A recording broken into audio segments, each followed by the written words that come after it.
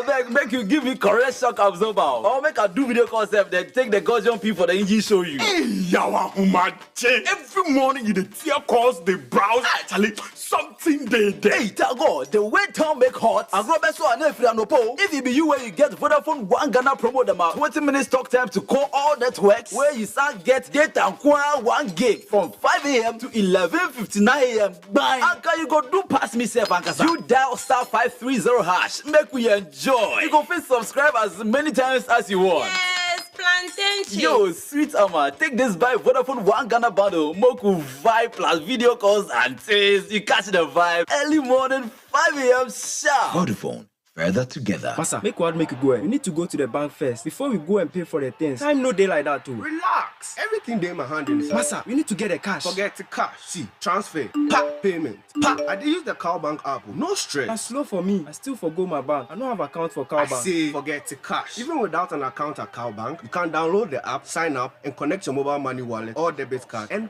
you can make your payments too. Hey, I just signed up. Enjoy the convenience, safety, and freedom of the Cowbank app. Whether you have an account with Cowbank or not, all options are open to you, including scan to pay. Download the Cowbank app now. Forget the cash. Feel like I for just open account for Cowbank on the app. No.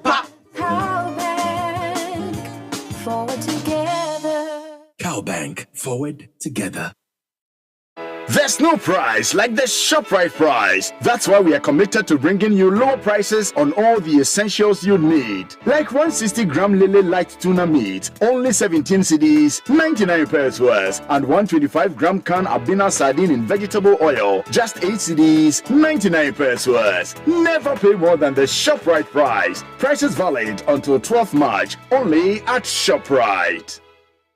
1xBet. Easy betting, easy winnings. 1xBet, the most reliable service to make deposits easily with high odds and numerous bonuses on the spot. Register now at 1xBet.com.gh. Use promo code BESTODDSGH. You get 300% bonus up to 3,445 Ghana cedis on your first deposit. Easy to use, easy to have a chance to win. 1xBet, reliable bookmaker. Gambling can be addictive. Bet responsibly. Not for person under 18 years. This advertisement has been vetted and approved by the Gaming Commission.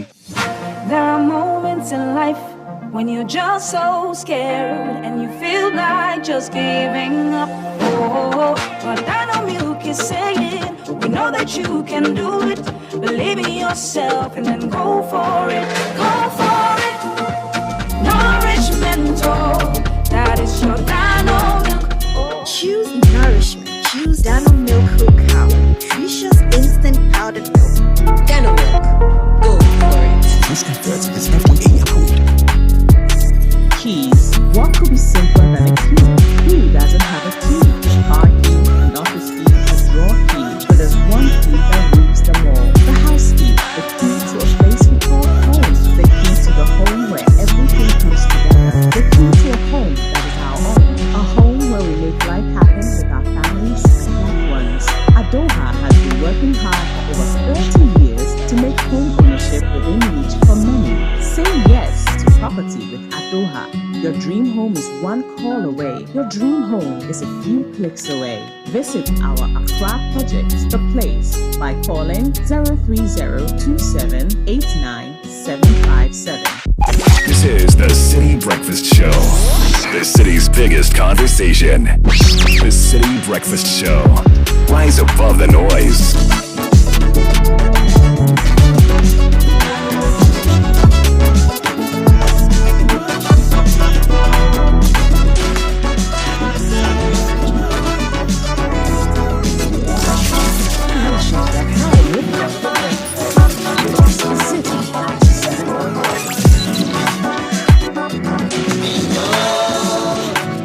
I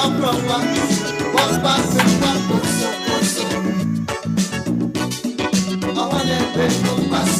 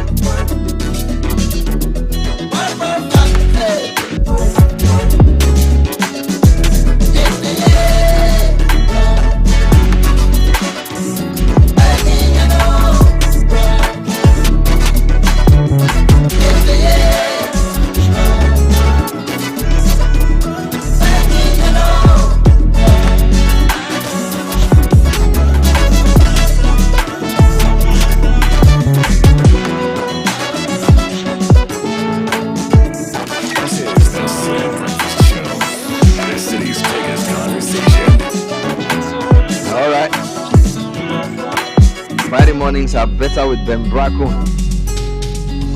Aha. We are just warming up.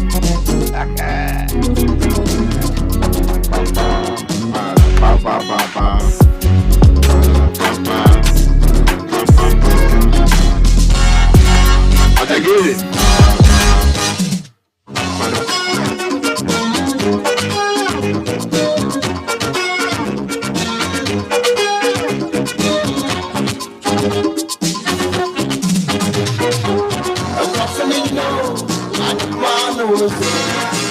I'm up for you.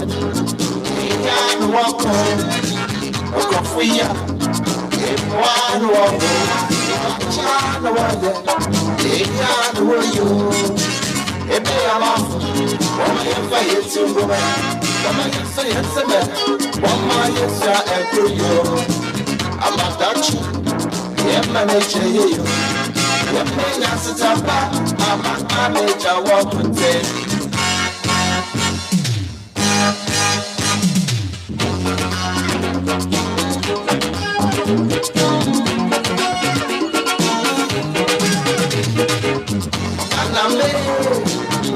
I want to Ghana Sassi, Namesha do.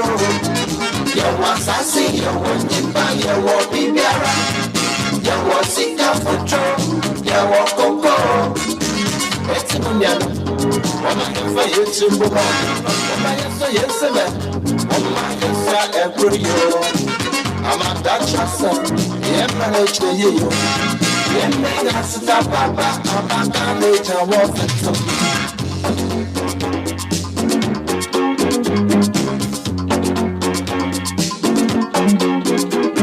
And we're going to use this to bring in some quick birthday requests. Help me wish my daughter Elvira Bernard Dansoa Furi a happy birthday. She's 8 years old today. May the Almighty continue to bless you abundantly.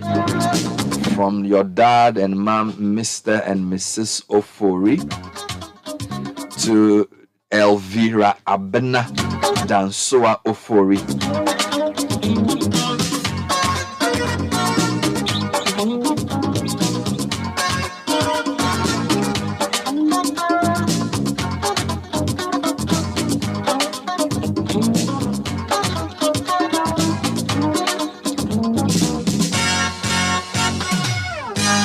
And a happy birthday to Benjamin Patawa.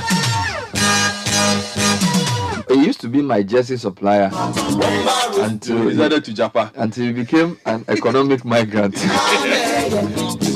Japan. Until he got on the brain drain train. So he's now in Canada. Benjamin Patawa. Good morning to you. Happy birthday to you.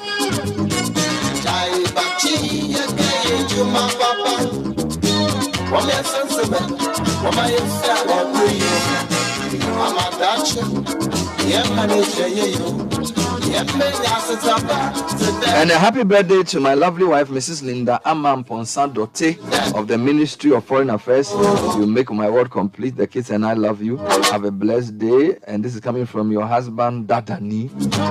And the message is, Abi, you know, Dada. Yeah, Dadani. To Mrs. Linda Ama Amponsa Dote. Happy birthday to you. And let me send this one to Fred Kwame Agbagba. It's coming in from Aju Kekeli, who says, happy birthday, handsome. I would like to thank God on your birthday today for making such a beautiful human being as yourself. I'm very grateful to God for allowing me to be in your life for this short period. Your presence in my life has filled me with so many things, including joy and brightness. You've made my world better, and I can't appreciate you well enough. Happy birthday, my good friend. And it's coming in from, again, Ajo Kekeli to Frederick Kwame Agbagba. And a happy birthday to my wife, Cynthia Jololo. You are such a blessed woman. Coming in from your husband, Selassie, to Cynthia Ajololo. Yeah, man. Mr. Ajololo, you know what to do. You know what to do. Don't disappoint us. Is it my man? No, not the other one. Not the MC. This is the other one. The other one. The other one.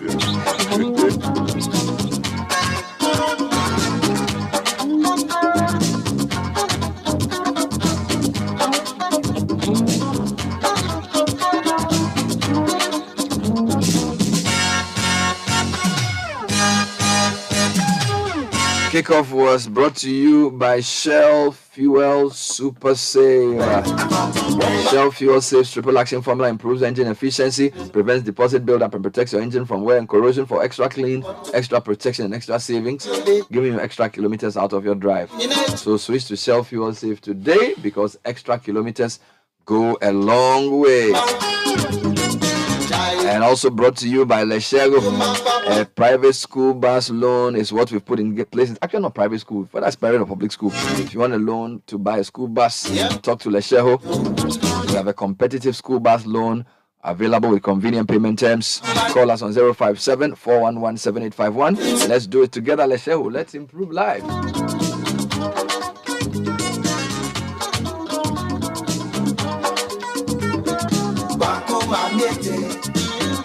Monday is Independence Day. Come spend the holiday with us at the Royal Citi Hotel and enjoy bed, breakfast, and dinner at a special Citi weekday promo, 2,500 cedis per night.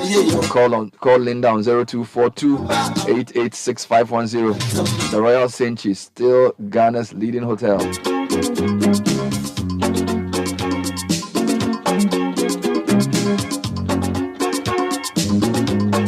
And it's the Imperial Insure and Win promo. From now to the end of March, insure a vehicle with Imperial General and win handsome rewards. It's instant. Insure and pick your reward. Fewer coupons, gift vouchers, special souvenirs, and more. And here's the deal. Imperial is also giving you a free 1-year life insurance cover as part of your motor insurance cover. Call us on 0302-788-955 or 0577-667-436 or talk to any of our agents across the country for further details. Imperial General Assurance, solid protection.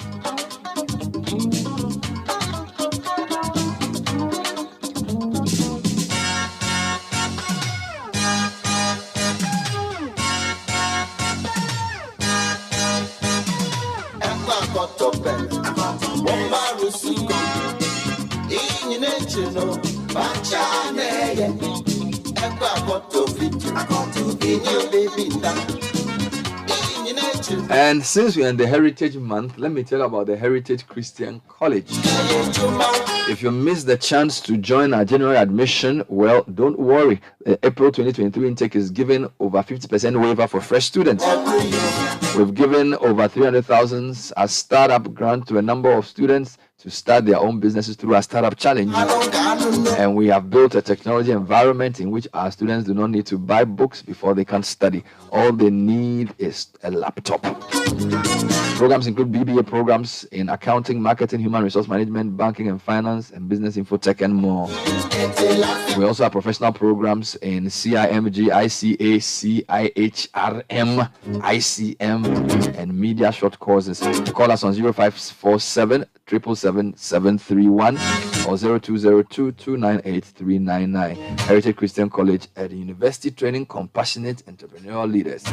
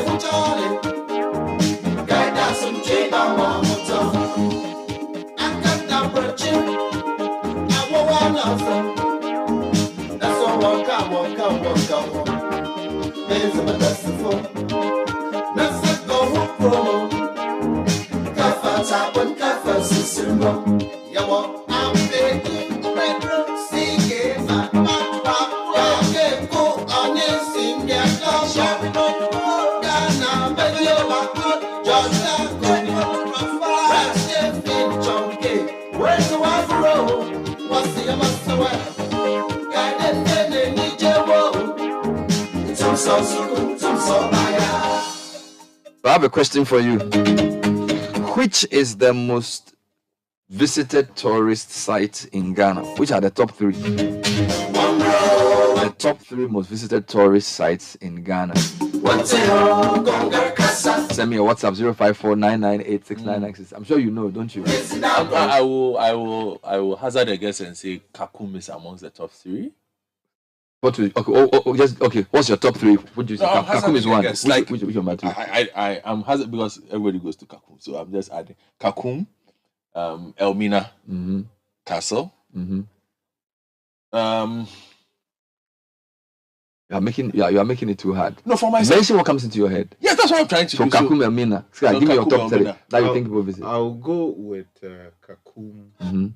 I would say Amajofe. And then I would say the Paga. Crocodile Pond. Okay, I've sent a message to my contact at the Ghana Tourist Authority that they should send me the answer. I don't have the answer. So I'm waiting for the answer. So I told him to give me the top 10. He said he will send it this month. So now that I put the question out there, I don't have the answer. So you said you think it's Kakum and the castle, Cape Coast Castle. Is it Elmina or Cape Coast? Elmina. I think Elmina gets more visits. I actually don't know. Yeah, I'm going with Elmina. So you think Kakum and Elmina between the two, and you are saying Kakum. You also chose Kakum. I would hazard.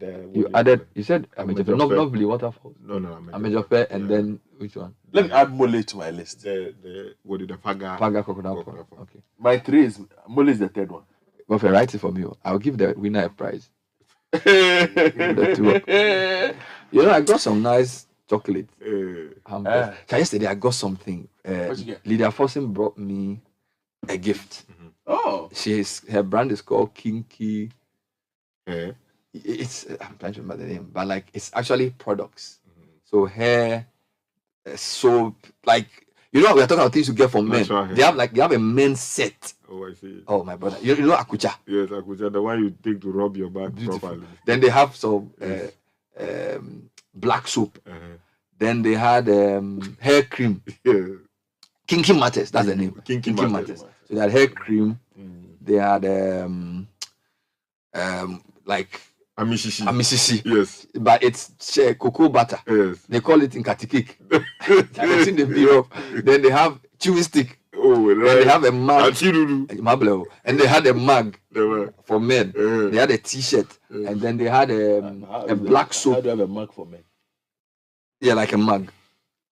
And they had a black soap. The black soap, okay. It's like liquid soap. Yes. And then they had the only thing missing was a wallet. Oh, I see. And money. Well, then that's but everything was the thing they be. So this money in Belena. Yeah, that's right. The way you deliver. But you guys are smelling nice. That's why I can see you looking very fresh. I brushed my hair fine. Yes. And they had a nice hairbrush. Charlie, that would be full something. The box, Charlie, it be big like that. The box is like this. So like they had so I had a share, what do they call it? A soap. A soap.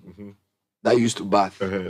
Then yes, and then they had the black soap, which is liquid soap. Then they had hair cream. Then they had body cream made of cocoa or something. Then they had chewing stick. Then they had a t-shirt. Then they had a hairbrush. And then they had a cup or mug. Yes. How many minutes did you spend in the bathroom this morning? Oh, right, like almost 30 minutes.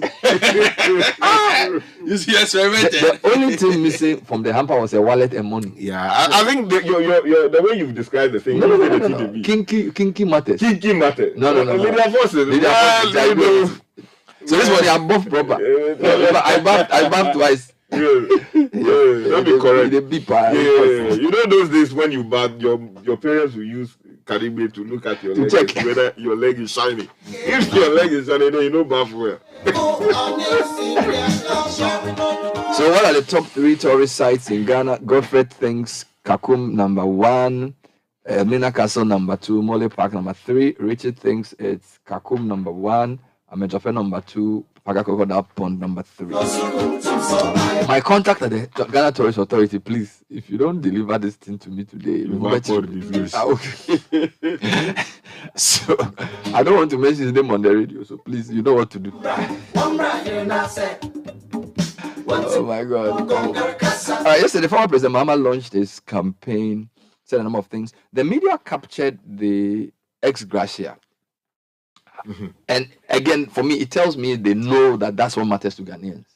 And I think some also captured the size of government that he said he would reduce. Right? Do you think they got it right in terms of what they captured? And again, he said quite a number of things. It was a 17-page speech.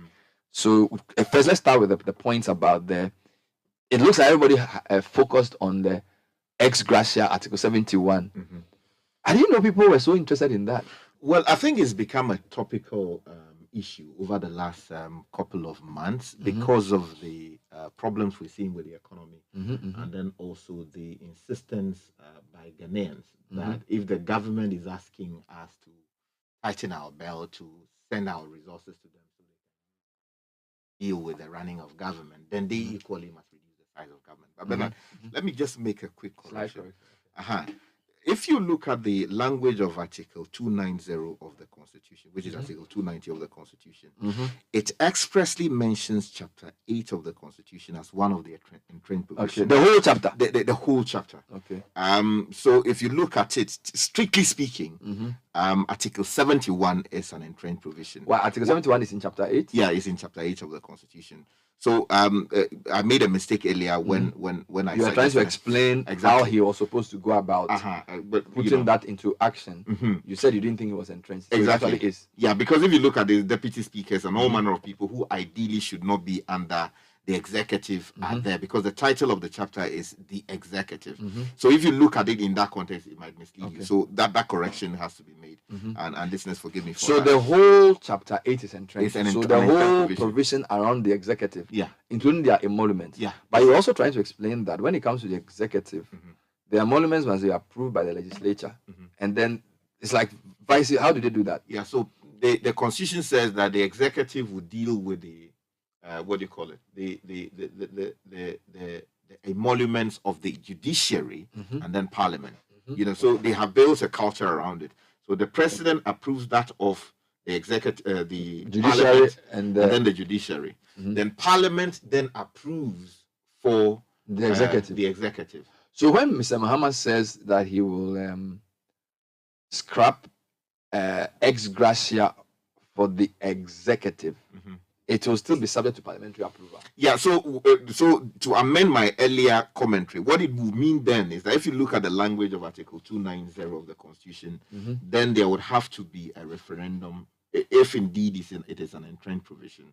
They would have to do that referendum, the results of which would then have to form the basis for their approval. Referendum, then he will file. Oh yeah, so he said that he would put in place the necessary constitutional steps to ensure it is done. So I would imagine that he has that in mind. You think this is a popular policy? And Ghanaians agree. So assuming Ghanaians were asked that we want to scrap ex gratia, Ghanaians should vote for or against. Ghanaians will say yes, scrap ex gratia. I think so. I think the demand from the people who are beneficiaries will be that look, this is one thing we depend on. If you want to encourage us to work for Ghana and not steal money from the public purse, which some people would allege some are doing anyway, then pay us well. If you pay us well, then our retirement benefits would be enhanced. And if our retirement benefits are enhanced, then we can retire and work or live in peace. But if you do not pay us well, then the temptation that if we are signing a document, we would insist that 10% be paid to us will be there. So, and also, public servants or civil servants are almost always complaining about the size of their pay. And you have a situation where we did the Fair Wages and Salaries Commission promising that we were going to rationalize pay levels across the civil service. We have implemented that, but still, it would seem that it is not producing the kind of results that it should produce. People still complain about discrimination within, the civil service. And then people look at how much they are paid as civil servants and compare that to how much members of the executive, parliament, and the judiciary are paid. And then on top of that, when they retire, they are given added benefits, so what including is ex gratia? Okay, so strictly speaking, if you look at it, what we have built over the years has been in line with the Constitution. A committee will be set up by the president, which committee would make recommendations to the president that, based on A, B, C, D factors, including economic situation of the country. When a person serves in a particular position as a minister, as president, vice president, and all these other provisions that are people who are mentioned, they should be paid according to a certain grade. So maybe the minister should receive in excess of, say, 20,000 Ghana cedis. The president should receive 40,000 Ghana cedis. Vice president, 35,000, and all of that. And then also, when they retire from office, they should be given a house at a location of their choice. They should, the people of Ghana should pay for their air travel to US twice a day to do medical checkup, twice a year to do medical checkup, or that they should, their medical whatever bills to be paid for them. We should build a library for them so that when they retire, they can go there and work from there, and all of that. And you remember that when the Rawlings, the Kufuor administration took over and John Kufuor retired, there was a huge hula baloo about how much he was going to be given. And the storm was also around the fact that we had decided to give him a huge state land, which land had a facility which would serve as his retirement office. People were angry with that. The number of vehicles that he also was to receive as a result of, the language of the Chinwe report also led to a huge storm.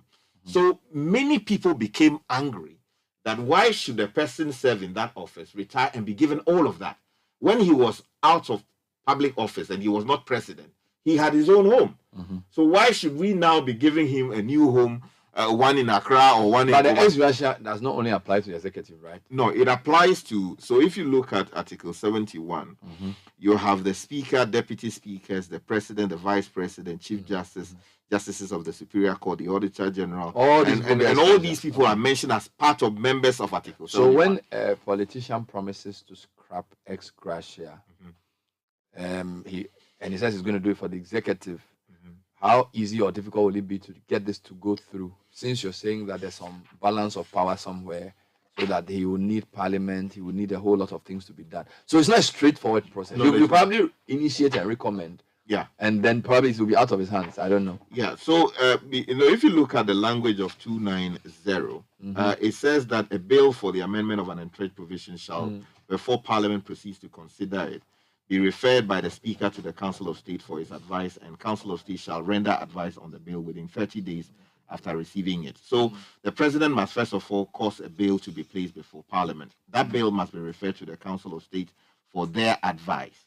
And then the Council of State would return advice, and then the bill would then be published in the Gazette, but shall not be introduced in Parliament until the expiry of 6 months after the publication of the Gazette, publication in the Gazette under this clause. So it's quite a long process. Yeah, so Parliament will then move on to consider the bill after a referendum is held, and the people of Ghana say that, look, we agree that you should amend it. But I think that given the popularity of the idea that we should scrap it, and given comments that people have made around the country over the last 3-4 months because of where we are, it would seem that if it is put out there today, the people of Ghana will vote on it. 828 Citi Breakfast Show. Question on the table: what are the top 3 most visited sites in Ghana? I initially wanted to ask the top 3 most visited regions, but in my interaction with the tourism authority, they were saying that it's easier to track sites than regions, because if you decided this weekend to travel to a region with your family to go and chill and come back, they may not be able to capture it. But if you went to a tourism facility, so you could drive to the Volta region this weekend and just come back. The GTA may not know that you've gone, but if you go to Kakum, they will know. If you go to Babi Fiama Monkey Sanctuary, they will know, right? So there is the listed sites under the authorization. So I've gotten some other people telling me the top 3. Okay, what do they have? Okay, so let me start with my personal number, and then I'll come to what people have sent. Somebody says number 1 is Cape Coast Castle, number 2 is Elmina Castle, number 3 is Kakum National Park. Oh, all of them in the central region. Yes, so this person is saying that the top 3 are all in the central region, and then the order is Cape Coast Castle first, Elmina Castle second. Somebody says Crocodile Pond is now a dumping site. Oh, Charlie, stop that. So the top 3 tourist sites in Ghana, let's go through some of them. Wallace Jr. from East Legon says Kakum. I believe Kakum. Wallace Jr. from Cape Coast, Kakum, Elmina Castle, Cape Coast Castle. So it seems as if your Kakum and your Kakum are both there. Yes. Your Elmina Castle is there. Your Mejope, we are not seeing it yet. Your Paka Crocodile Pond, we are not sure. Your Mole National Park, I have not seen it. Let me read a few more. We're still waiting for your source. The source, I don't want to bring. It's not sourcing. The source is delayed. It's a reliable source from the. It's a reliable source. He's a member in the Ghana Tourism Authority. It's delayed. But because of the nature of the relationship we have, I don't want to blow his cover. Don't blow his cover. So, but he is saying that. He said he will deliver the results. He said he will deliver the results like the INEC. Good morning. What is okay? Kakum National Park is in Cape Coast. And Cape Coast Castle. Okay, this is Kofi in Tema. Okay. Kofi thinks Kakum. Albert in Abedin says Cape Coast Castle number 1, Kakum number 2, Amina Castle number 3. They seem to be the 3 most popular ones. This one says Kakum, Boti Falls, and the Bri Botanical Gardens. Do you supposed to go to Boti Falls?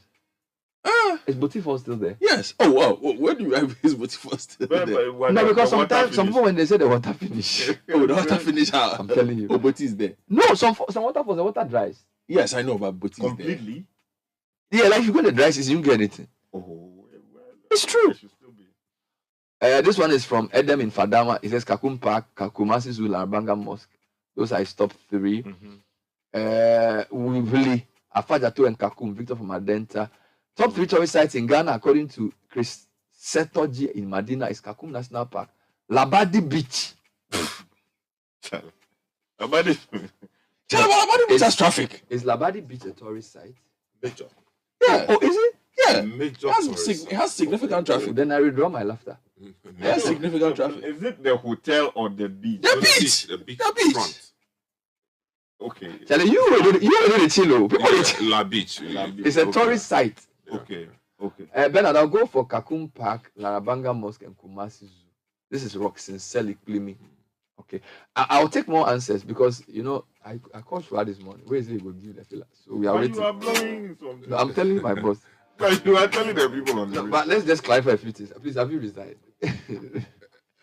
Have you resigned from the company? Have you resigned? Have you resigned? No, I think you use the proper description. Massive. No, but people say you've also resigned. So I want to be sure. No, do you still work here? Yeah, I've resigned.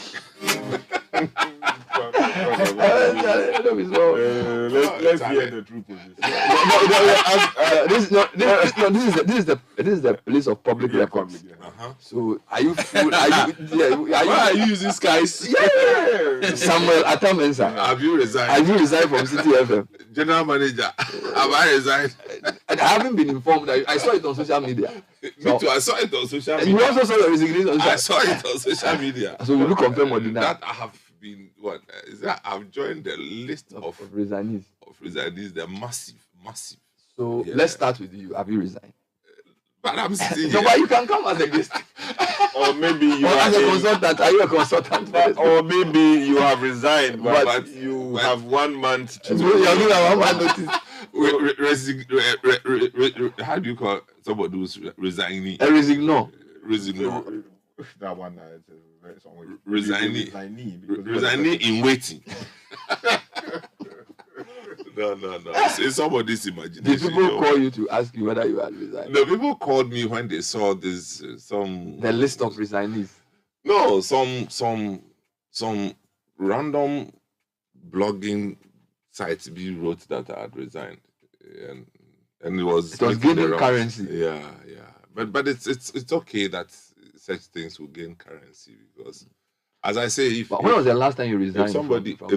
If somebody leaves Stoke City, is no news. If somebody leaves Manchester United, is news. So it's okay. You should have used Liverpool. Well, I thought you put out a brand. tweet. And that I thought you put out a tweet yesterday. No, I think somebody said Nathan had resigned.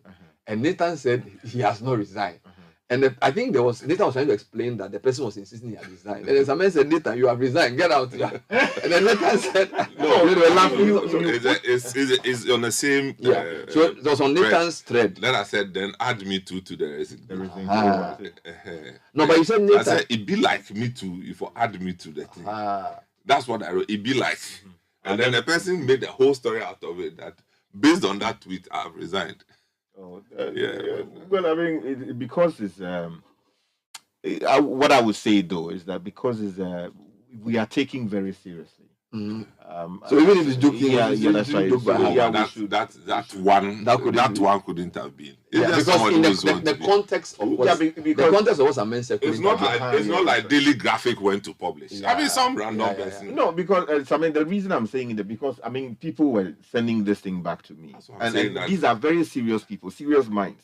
So and they say they are. So you shouldn't be joking like that. Don't be joking. I would respectfully say that these are very serious matters. You are telling your boss you shouldn't be joking. No. It's what I'm saying is that I don't know whether it's a joke that prompted the first publication. No. Okay, that one no. Plenty of them because Kokui resigned and AJ resigned, and so it's massive. I mean, whose definition is that? I know, but the way you wrote yours could not have been taken seriously. So whoever wrote that story was, I mean, the second one. I mean, So, but the point of people asking is consistent with the level of the brand. It's just what it is. Even if they didn't read it and they heard it randomly, they will call and ask. It's normal. I received calls from well-placed people in society that I saw something on, and they say Opera News or something, because this aggregation thing, and I said, well, I'm also reading it, and then we all laugh, and then we'll move on. So we move. So are we okay? Is everything okay? We are very Is everything okay. fine? We are very, very okay.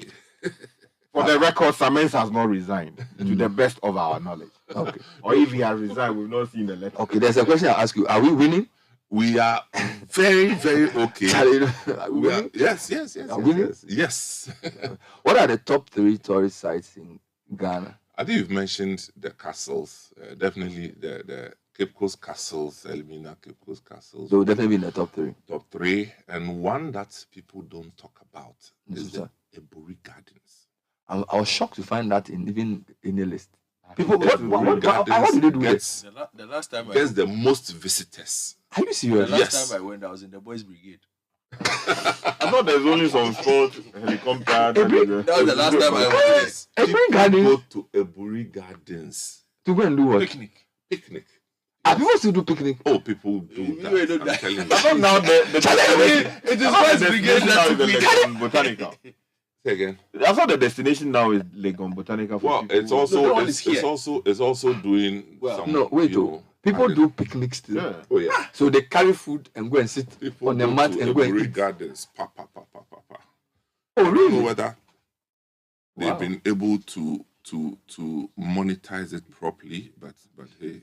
But they've been working on some redevelopment projects as part of the funding they received from the World Bank. It delayed a bit, so they were trying to build new toilets, add a couple more structures to what they have, improve security as well. It stalled a bit, but there's been work done there. They spent a considerable amount of money on trying to. You know what I've learned? I've learned this morning. When somebody mentioned Labadi Beach, I was laughing. And then a brigade. So obviously I'm not in touch with the tourism situation in the country. And people actually find pleasure in places that we didn't think were traditional tourist sites. Because I always imagine a tourist site as like I go to a waterfall or I go to some castle. No, see, because of the spectrum of tourism elements, which define what tourism is. Some will be tourism, recreational tourism. Some will be historical tourism. Some will be heritage tourism. Of course, you don't go to Labadi Beach because of heritage tourism. Definitely for recreation. And you have people go there. People travel, come to Accra. The next place they want to go is La Beach. The thing shocked me, pal. Oh yeah, I mean we're there. So what did they go and do there? You also went there. No, we had a production there. So there's always some jams going on there. There's always something going on, especially on weekends. And what is attractive about the place? There's recreation. It's just recreation. Yeah. Because when I was in Lagos, when they do beach trip, everybody wants to go to the central region. So when you do when you do beach trip in Lagos at my time and you do Labadi Beach, like people go already. So they want to go to White Sands Beach, they want to go to Tills Beach, they want to go to Busua and those things. Yeah. But the significant, like if you go to, like Samens was saying, there are a lot of sitting places there for people, and it's in the middle of town. Okay. So a lot of people go. Yes, then they have horse riding. They've added the quad bikes to what they do. A couple of clubs have also opened, night clubs. So there are different within sessions. the beach. Yes, yes. And then within it also. Do they sell tilapia there? They have everything. Then, that's a really good Friday yam.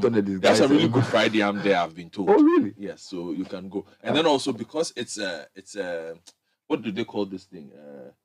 Wedding venue or something. Okay. People go and do their photo shoots. Yeah, not even photo shoots. Like proper wedding. If you cross the other side like this, you see a space there now that gets rented for wedding reception. So there's a lot happening there. And then of course on the other side there is the one that you don't pay for. Which one? Near the uncompleted building. The one that was in the papers, the Labadi. That towers. The towers, no. What did they do? It's when you go down there, no. That is the unsanctioned part of the beach. I like that. All right, so we're talking different things at the same time. Still on the Citi Breakfast Show. And the Heritage Caravan, Sky is not happy this morning because he said Aloski gave him the impression that he will put him on the caravan, and then last minute come. He's hearing Umaru Sanda, he's hearing Nana Tufo, he's hearing Fred Duho, he's hearing Koko Ejama and scientists. So this morning he's not smiling properly at me. He's too busy these days to be on the caravan. So he said he will mind his own business. He said he will give his matter to God. He said he will take his matter to God. Even if you ask him to be on the caravan, he will tell you he's going to calculate it. Billable hours. Charlie, this time when you ask guys to do something, no, Charlie, I J calculator. 8:42. So apparently, lawyers will bill by hours, eh? Yeah, and also by Pekwema. By weight. Yeah. Charlie. I mean, it's this. Come on. So Sky is not happy. Is that the caravan? You are saying it mother side for that side. But he's been on caravan. No, he's not. Oh, he has. Yeah, you did at Dakulu. The very first one. Is that first or second one? No, the first one. That was when we went to. No, that's the second one. No, that was the second one. Yeah, second one. When you went to Adakulu Mountain? That was the second. The man said you have been laughing at him. The guy was sorry. Adakulu Mountain. So Samuel, what will you do at Adakulu Mountain this year? I'm a Jofe. Yeah. No, it's not fair. I struggle to. I'm a Jofe. I'm a Jofe. Yeah, I'm a Jofe. Because the way I normally mention it, I've been told not to mention it. I'm a Jofe. These people, they don't respect you. So that company is here, of course, we just tell this guy. We have to put the restraint. We have to know this guy. I'm a Jofe. Of all the bastardization of names, ethnicity, the worst one. No, the worst one is the way the Ghana people refer to Ashantis. Ashanteño. No, Fante.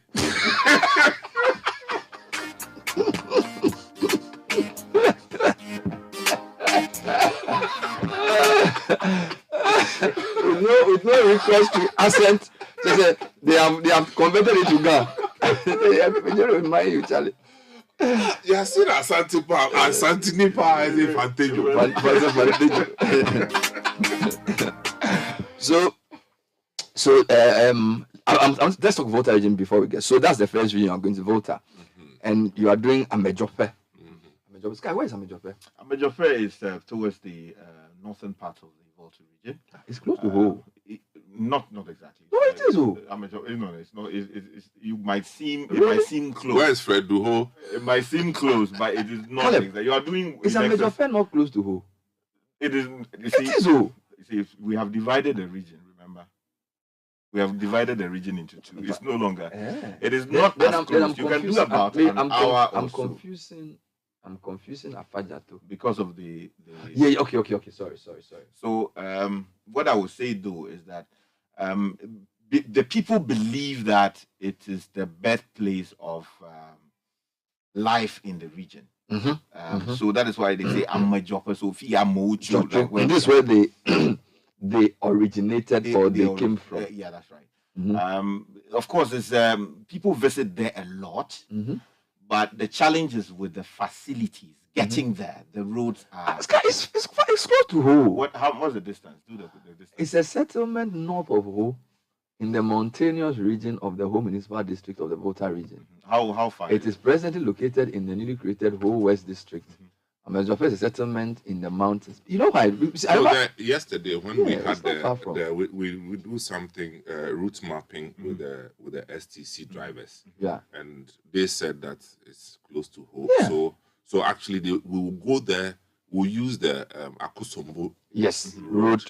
The whole road you use is Asikuma, and then you pass through Anyinawa Junction, the runabout. They can yes, it's close to Ho. But you see, the closeness, no, that's where my issue is, because you take give or take because of the nature of the issue. Do about an hour. Yeah, because see, when you said it's in the northern part, it's Vili that's a bit further. Vili is far. No, that is far. Vili is far.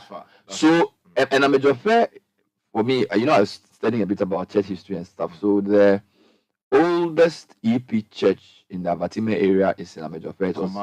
The Amajofe training school was built in 1880 by German missionaries. And then the Mount Gemi is also there. And it played an important role in the Anglo-Ashanti Wars as well. It has an altitude of 677 meters above sea level. That's over 2,200 feet above sea level. And it's a very beautiful scene you see of the town when you get to the place. So you're going to Amajofe. It's sort of chilly. So the first stop in the Volta region is Amajofe. Yes. For the caravan. Yes. So we were spending time there, and then from there we come back to Akosombo. All right. Oh, so you do Akosombo and then Amajofe. We'll drive through Akosombo. Atimpoku. Atimpoku. And then go to Amajofe. And then drive back. Drive back to sleep. So you will not use the whole route like through Sokakope? No. You go through the Akosombo side. Okay, so you use okay.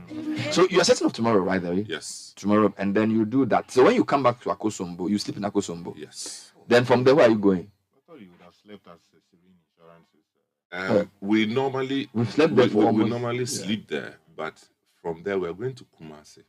So if you do swimming, it will make the trip. Yeah, just to shorten our journey. So the caravan is combining. My experience is a combination of the route, the tourist site, and the hotel. You have to synchronize the three. Otherwise, you always be in trouble. Yeah. So sometimes you can pick a hotel because it's easier to get on the route. Yeah. And this is for even those who do individual travel. If you want to travel across the country, it's not the most beautiful hotel you need. You need a hotel that convenience, convenience, very, very important. Yeah. So, and truth, the thing is, we when we leave Akosombo on Sunday, we move straight to Bonyure.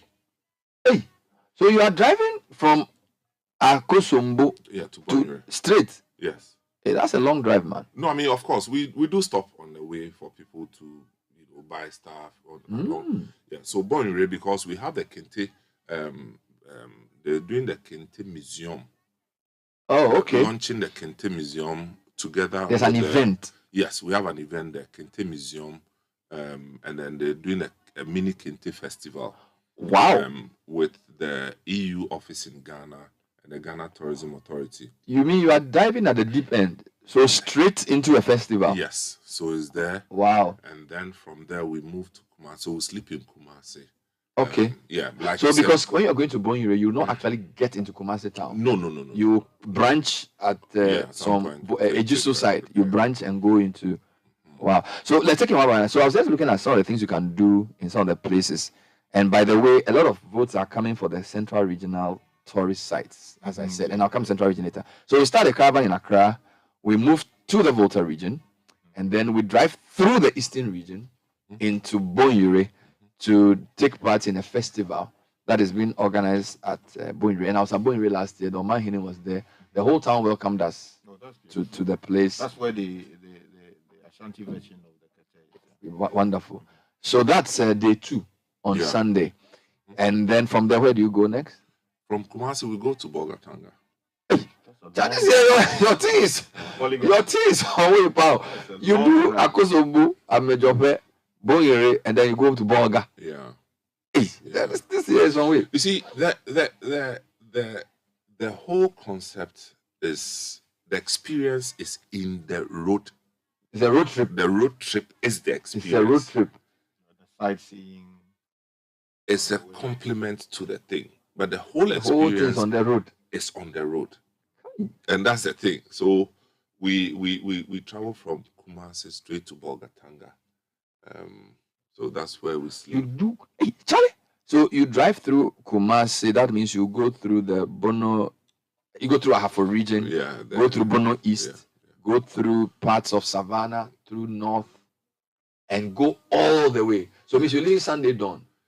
Early morning on Monday. And then you're going straight to Bolgatanga. Yes. Wow. And then you sleep in Bolgatanga. We sleep in Bolga. This will be the first time you sleep in Upper East region. Yes. Wow. And then the following day we go to Paga, and we are meeting the paramount chief of Paga. Paga He's Pio. He's hosting us. The Paga Pio is hosting you. Yeah.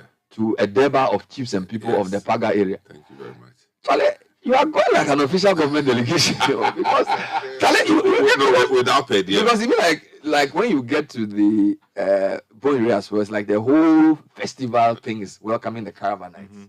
Now you are going to Paga, and the Paga Pio is going to host you. Yeah.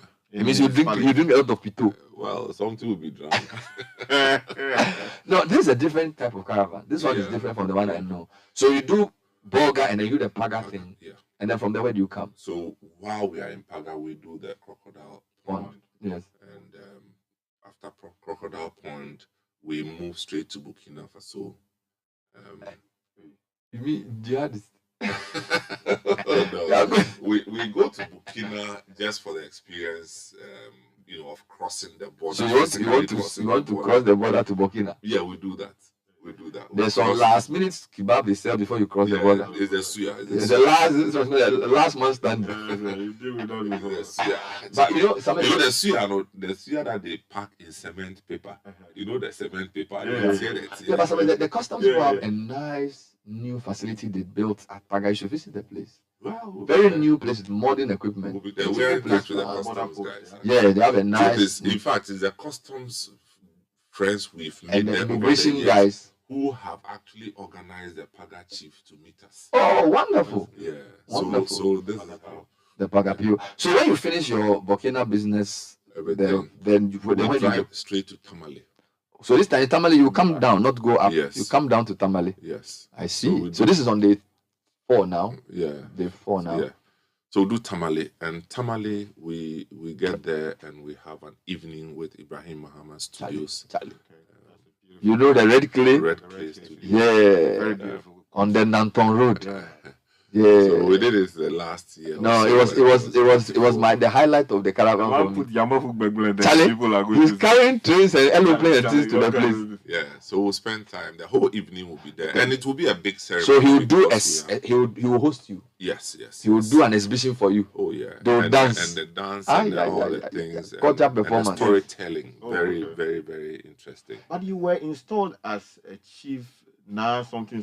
Development. Yeah, but the economy has affected the development budget. Oh no. I still deal with. So you have to go to your home. Oh no, of course. I can't go. Why blow the man's cover? What's the problem? Have they come to complain to you that they've not seen their chief? No, there's no way I'll go to Tamale and not visit the Dapema Palace. Yes. No man, guys, trying to cause problems. No. So you do red clay, which is the highlight for the Tamale trip. Yes. Now tell people about the red clay, because if you just hear about it, you don't know how. It's an amazing experience for me. I mean, red clay is a work of a visionary, a young man by the name of Ibrahim Mahama. Charlie. And he is a graduate of KNUST, and also I think went to Amas in Kumasi. And they went to Tech. KNUST. And his vision is out of this world. Charlie. Creating an international standard tourist attraction and experience in Tamale. I mean, like he said, he could have done this thing he didn't really grow up in Tamale, although he hails from Tamale. But he thought that was the best place to create this facility. And it's been an incremental thing. He's been building it over the last 4 or 5 years. And it's something, and what we see now is not the end of it. He's still developing it and he's putting different features.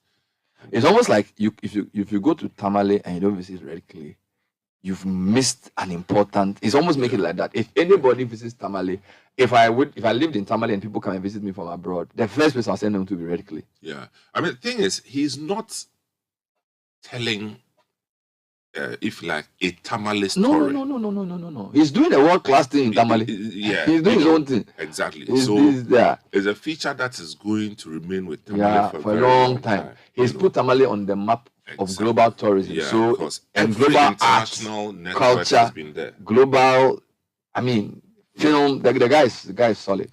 Right. So you do Tamale, Red Clay, and then from there, what's the next move? After Tamale, we leave Tamale the day after and then stop at Mole National Park. If you didn't even say that, Anka, I would have. We'll go to Mole National Park, see as my friend would say, the lazy animals. Because I say the active ones, they've run into the bush. No, but the Mole people have these land Nizam. Land cruiser. Yeah, I see that. Yes. Jeeps. So they have Land Rovers. Elevated Land Rovers that you sit on with a ranger where you then drive in.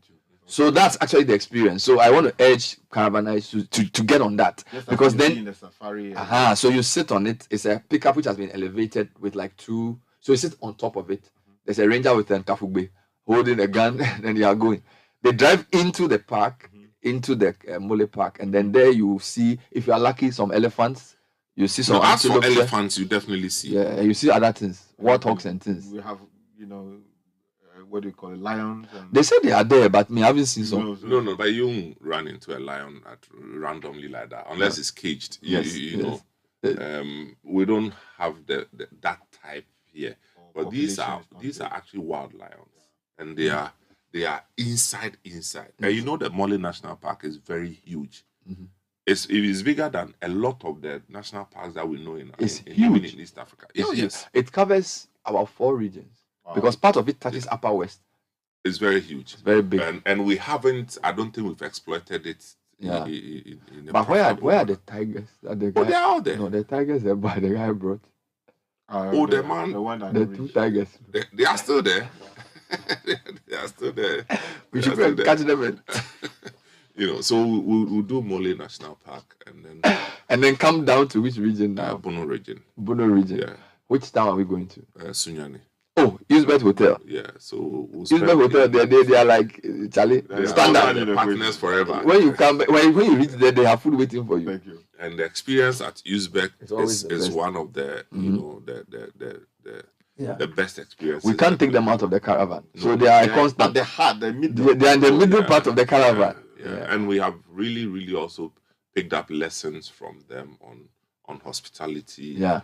Because with Uzbek, hospitality greets you at the entrance. Wow, that's beautiful.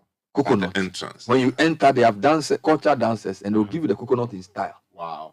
Hey, my brother, it's not easy. They'll give you coconut water, then they'll say, "Come and wash your hands, come and sit down and eat." And the food, you eat because apparently they grow their own food. Thank you. Yeah, because that. So they grow. The hotel has their own farm. So they produce things fresh. Oh, my brother. Not like they put it in the fridge. My brother. Oh, so we do that one. Wonderful. So you do Uzbek Hotel, Sunyani, and from there what happens? The following day we leave Sunyani and we move straight to Maha Beach Resort in the Western region. This year you are driving pound. Yeah, we go through Western North. Western North. So you are driving down. Yes. So you use a Western corridor. Yeah. So you use Mole, you hit the Bamboy. You are talking about. Sorry, you're in Sunyani. So you drive down. So you use you go through. A friend is saying, the hometown of Buzia is what? Winchi. No, but that's when you are coming. So you go down into Western North. Yes. And then you enter Western region. Proper. Yeah. Maha. Move out to Maha. Maha is in. That's in Elembele, is it? Yes, it's in Atuabo. Atuabo, yes. It's in Atuabo. Just after Atuabo. It's in Elembele area. Yeah, that should be Elembele. Yes, Elembele. Elembele. So it's Ziama and then Atuabo. Yeah, if not Elembele. No, it's Elembele. Where your friend is the MP? Yeah, the Honorable Kofi. No, he's Kai, he's Elembele correspondent because he used to correspond for. Please don't blow his phone. Please. Charlie. No, he's a big man. Charlie, where is Elembele Mugabe? Elembele is there. Yeah. So one Mugabe, I think another Mugabe. Yes. So Ama Kofi was constituency. So from there, of course, then we move. But would you have what do you call it? Open space sleeping at the beach there, or you sleep in the room? No, sleep in the room. Sky. Charlie, the beach, Papa. Only animal. You do that when you are familiar with the area. We are not so familiar. So sometimes tents at the beach, really great experience. So you spend your 6th day in the Maha, and then from there, what happens? From Maha, when we leave Maha the next day, we go to Nkrofo. Oh, okay. Definitely. Come Nkrumah's hometown. Yeah. Before you do the Asin. No. Slavery. No. So from there, we stop over in Secondary for lunch. Oh. Yeah. So you won't sleep at Nkrofo? No, we're just going to. So from there, they just visit Nkrofo and then they continue to Sekunde. Yeah. Because this is where our friend Christian Kumsa will be hosting us. Charlie, be like for fly by air, go join for there, because Charlie, this second thing are going without once me. Again, God bless you. Thank you. That'll be the Friday, eh? Yes. You get there on Friday, Sky. If like we can fly by helicopter. We can intercept the caravan in second. Deal without issue and fly back. I think you should arrange that. So you do second. There's a beautiful house on top of the hill where, as you are eating, you oversee the Takrady port. So there's a strategic view of the Takrady port at this venue that they are going to. And Sky, it's an amazing spot for photos. Where you see the Takrady port, but you are eating nice, fancy. So from there, where do you go? So once we are done with second D, we move straight to Cape Coast, Ridge Royal Hotel. Okay. That's where we'll be based. And then we spend the evening there. And then the day after, when we leave Cape Coast, Saturday we move straight to Asim. Okay. So the Slave River experience. On our way. You've inverted last year's route. That's correct. So the Asin Slave River is your last tourist site. And then you come to Accra through Kasua on Saturday. Yeah. So you're leaving tomorrow? Yes, please. Wonderful. Yeah. All right, now just to announce that Book Nook has given me some book prizes for the quiz I put out. So the question for the day is the top 3 tourist sites in Ghana. The problem is that Shua hasn't sent the answer. Now he sent a few books. Tickling the Ghanaian by Kofi Akpabli. Encounters with Contemporary Culture, Romancing Ghana Land. That story is about the beauty of 10 regions. And then Tour Guiding, the ultimate guide to theory and practice. And then I Speak of Ghana by Nana Redama. So those books will give us as prizes. So please research this. Can you find the top 3 tourist sites for me? Because if I don't take my time, I'll get disgraced this morning. Because a lot of entries have come in actually.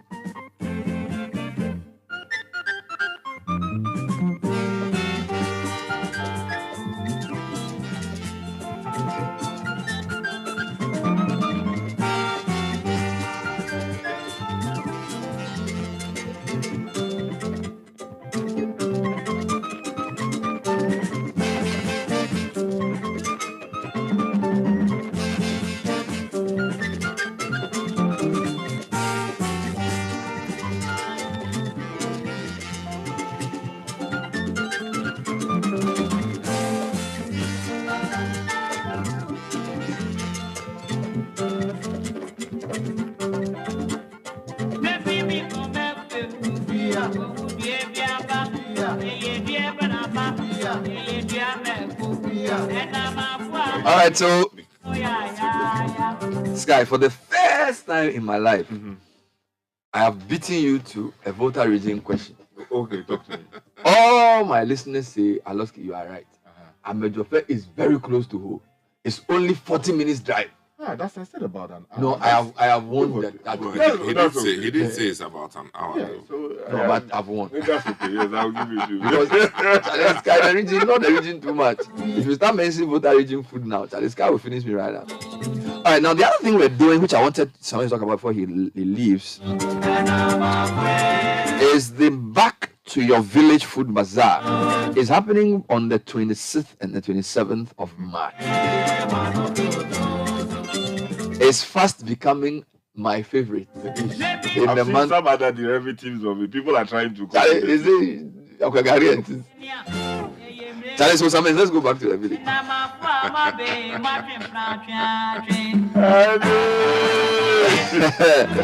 Oh Lord. But there's one that is happening. Back to Your Village Food Bazaar is 25th and 26th actually. Yeah, so it's 25th and 26th. 8 a.m. Accra Metropolitan Assembly. Now, what is unique about this one is the villages, I'm sure. Well, we have the villages. So what we have done again, I think the whole concept is let's help bring back our food. Bring back our food. Bring back our food to our dining table. Yes, please. Because we have westernized our eating habits and also in the process inherited some diseases that used to be restricted to the West. Today I saw a story that said now even Ghanaians are getting obese, including kids. And it's a big problem now. Yeah, because of what they are Because we've left the village, man. The shops, yes. They are not eating the contomerations. All kinds of things. Yes. They'll pick this sweet, that sweet, plenty things. True. Look, when you go back, look at what the kids are eating. Yeah, so you are taking us back to the village. Point is when you are raising your children and you earmark the Western food for the biggest occasions, what do you think you are telling them? That when it's Christmas, you have to eat like what we see on the movie. When you are not there, they will try doing the same thing. When they grow up, when they have their own money, they think that, okay, this is what daddy used to teach us, so now we'll do it. So where is the contomere? Where is the body? Where is the, so ours is that, let's bring it back. But Papa, you see, what I've always done, I've not departed from. Oh, no, you. No. Hey, but why are you taking this thing personal? We're talking about you now. No, I understand, but I'm not saying that. No, you don't depart from it. But you, Charlie. But you are not the typical professor. You are a proper guy. You don't. The Buckingham was a mistake. You're a proper guy. You know they do those things. So back to your village is just let's get back to our habits, eating indigenous foods. And so it's a showcase of Ghanaian foods prepared the Ghanaian way, eating the Ghanaian way. Very critical. So by what we've done is we have broken the whole place down into three: the northern village, the middle belt, and then the southern villages. Yes, please. So if you go to the typical southern village, you see Ewe foods, Gan foods, Western region, central region. Yeah, typical fancy foods, and then same for the middle and then the northern. Yes. And we have vendors who come in, prepare the food and sell. Vendors? Yes. So people who know how to prepare those foods. Oh yeah. And we normally have limited participation, because people will not, they won't register. Then when it's 1 week to time, they start using different rules to go and register. So if you really want to be part of Back to Your Village, you can reach us on 020-5973-973. I wanted you to mention some of the foods because somebody just sent me a story in the graphic of last week. When you were talking, the graphic weekend said Ghanaians depart from local diets. Habit results in non-communicable diseases. A study. And then they've put pizza. And they've put sausage. And they've put burger. And they've put this one. See this one? The one that has they have this donut that they've put some colors on top of it. They've put chicken. I mean, so what kind of food should we expect? Fufu is there. Kokonte is making a strong showing this year. He's making a comeback. By the grace of God, Kokonte is making a strong showing because it's been proven that it helps us to lose weight. The life on a bit of hair. What about Omutu? Omutu is there with Nkatinkwai. What about Nkatimbe? Nkatimbe. With Nkatibe. Nkatikonto. No, there's Nkatikontobe. Charlie, so that is Nkontobere. The account when you leave them, they create like they have they do Nkatinkwai, Nkatibe, Nkatinkontobe, Nkatinkontobe into something. So all these people. But we have the Ghana side where we have the Ghana Kinky. We do exhibition play, yes. Exhibition we do Komi, as in Kinky, and then we do the Bankun. Bankun is there, but the Bankun, and then we do Gali. Yes. With Aklo. That's right. That one, the Fisher folks, yes. I'm telling you, the last time we did the Aklo, come and see scatter. Brothers, you know Rablo. Rablo, people were scattering the thing like that. The Aklo. So that one is coming. Akule J is coming. Yes. And then the northern one too, you have the TZ people coming and all the Wache of various types. Wache, TZ, Ping is coming. Queen is coming. Which one is the Queen? It's on rice. It's on Kumasi style, fastly cooked. Oh, I see. Rice with some ingredients mixed together, and they say when they are fetching it, that's queen. and the girls have a way of preparing the bankuno that you can keep it for like a whole month. That's true. I just done like some skill be around. No, I think the Ghana bankuno, the cassava is less. Okay. It's much lesser than. They don't use a lot of agbelema. Oh, okay. Yeah, they can't tolerate the agbelema. They do more of the corn. The corn. Oh, okay. And it's normally fairly hard. And they do it harder than your own. The one is soft. And they do it in 7 because they do it in 7 no. Let's do. Oh no.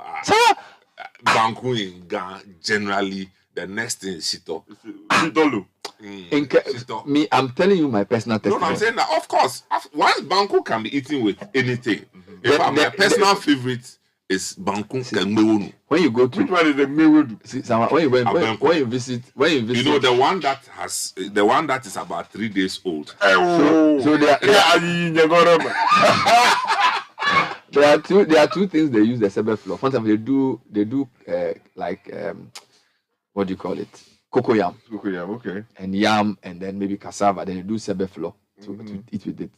And sometimes they use banku to also do that. Yeah. That's the. So we have the banku section. The banku section is there. The kinky, and the kinky we have kinky proper before we have the kinky water. Yeah, man. That's in the morning. Utinshin. What about the snacks? We have snacks. You have snacks too. We so those are also going to be available. Nkati cakes, kube cakes, all those things. Whatever, all those things. We'll bring this thing from the water. Yes. Would they do yake and agbolo? Yes. And they do. We've had yake all the time, but I don't know. It finishes so quickly. Oh, but yakers, we call it yakers, because once you take one or two, you are sorted out for the rest of the day. All you need is good water. It finishes quickly. So, yake and amadechi, gomadechi. Thank you. Lamumudechi. Yes, you. Ashidechi. Thank you. All of those ones put together, TPP. Yes. All of those things will be coming. No, And abobitadi, me. Everything will be there. So you are going to make yourself. Will also be represented. So you make yourself a special tasting officer. Thank you. I'm going to be moving. You should give me accreditation. The funny thing is that some one of my colleagues, some of our colleagues said they are old students. Association people have booked tables. Oh, they are coming as association. I'm telling you. They can't take all the things. Wow. They said that his class rep has called that child. They need a table. Is there still space for vendors to come on? We on still have board? space for vendors. Mhm. We still have space for vendors. So what are people do drinks? Maybe I do pito, I do. We have the drinks at. I So mentioned you that. can come We and have the vend drinks. People have insenfo, which is Mhm. how do you call that? Palm wine. Palm wine. Palm Yes. wine, yeah, that's right. We Yeah. have palm Uh-huh. wine people. Yeah. We even have people with apetishi. Oh, okay, so Rabi. Oh yes. They want to come this year. Oh yes. They are threatening to come. If I'm not free, yeah, they have to be there. Some people They have to be there. Oh, yeah, they have to be there. Because So once it's a Ghana show, yeah, they have to everything has to represent. represent. So I'm saying there's space. You know, for I bought one. Mm-hmm. I bought one. Is the package, the application. You bought one? Yeah, I bought it. Thing is, I wasn't going to drink it. But but that's it was. I wanted to play custom why to did, the why, guy. did, why did you bought it? Yeah, bad boy. Where are you going with it? Yeah, bad boy. Why did you So you bought one? I bought one, and I didn't know what to do with it. So when I got to the office, I put the thing in my fridge, the fridge, the freezer part of the thing. Charlie, the thing is not freezing. Oh yeah, Chimajenle. We call it Chimajenle. It doesn't freeze. It doesn't, It doesn't respect fridge. It was there. It never froze. Yeah, and I said, this thing, are you sure it's proper drink? The drink that cannot freeze, you want to put in stomach. Yeah. So there are people, people are there. What size? I'm trying to figure something out. What size of vendor will benefit from this type of thing? Well, they buy booths. You buy a booth. You buy a booth. So because last year a lot of to people said their food got finished. That's the problem. Yeah, food. Everything got finished. Yeah. Everything got finished. Yeah. So be prepared to have backup. That's so true. like you come Coming in. You probably want to do 1.5 or twice the size of what you usually do, because people come in to sample and some come and buy and go. And some to come and sit down and buy and sit down and eat. And this year we are separating the eating place from the buying place. So there will be a lot more like they come in, they buy, and then they go and sit somewhere. Instead of they don't need to sit next to where you are selling. So you sell, but they go and eat at a different place. So it will create more space. Because I feel like people come in and they come and bring their friends, parties and things. So quite a number of things are coming. What about are you going to encourage lightly packaged? So for example, maybe I'm doing Nkatega that is packaged. I'm doing we chocolate don't that's packaged. encourage You don't package food. No, we so don't. It's ready to eat. Ready to eat. Ready to eat. Ready to eat. Okay. We're doing Because I know just ready some to people eat. did like granite paste and things. The moment you go into packaged food, it takes the thing Into a somewhere different. else. There's a different program for that. Of course, we do. We Okay. have that. We have So now let's talk about those who can come, not in terms of coming to sell. Is this? It's open, free, open. No admission fee. No. Just fee. come and eat. Come, eat, enjoy. There's music. There'll be music. There'll be there's music. eating competition, They dancing do competition. eating competition. We do all sorts of things. So it's a bazaar. Real bazaar fanfare. Yes. So people can do those magic things. Saturday, Sunday. Entertainment. In fact, Sunday, what we notice, Sunday people come earlier. Yes. Mostly from The church. first service. And then when they come, they are looking for either Omutuo place or Fufu place. Are you promising here that there will be available? Oh yeah. That one, if it doesn't happen, me, I'll do it myself. Okay. So would there be an opportunity to point the meat that the people want to buy? What's your problem? Oh, if you go to Kumasi, the culture is you have to point the meat. The side will say, wait, no, anyway. And taxi drivers normally they use their key.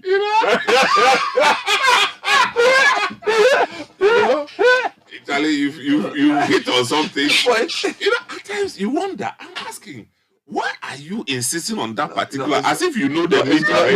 There's no point. Thank you.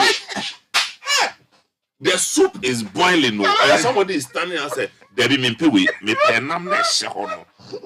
And then they say me pay kotoje. I mean, how on earth would you? Me pay kotoje. That offering is distinguished. Point and kill. Yeah. Point and kill. Wow. So it's a Saturday and a Sunday. Saturday, Sunday, yes. 2-day bazaar. 26th. Hear Yes. me. So it's open to all. If you want to be part of it, please. Come on. And then if you want to be a vendor, you can call our number. Yeah, the number is 0205 973 973 0205 973 973. And also, you can bring the kids and educate them on the types of food available. So last year I met a lot of families where like a man, his wife, the kids, and they say, you see this one? This one is called Agashi. You see this one? This one is called Tubani. You see this one? Yeah. This one is called. It's very important because a lot of the children, as you say, only the pizza they know.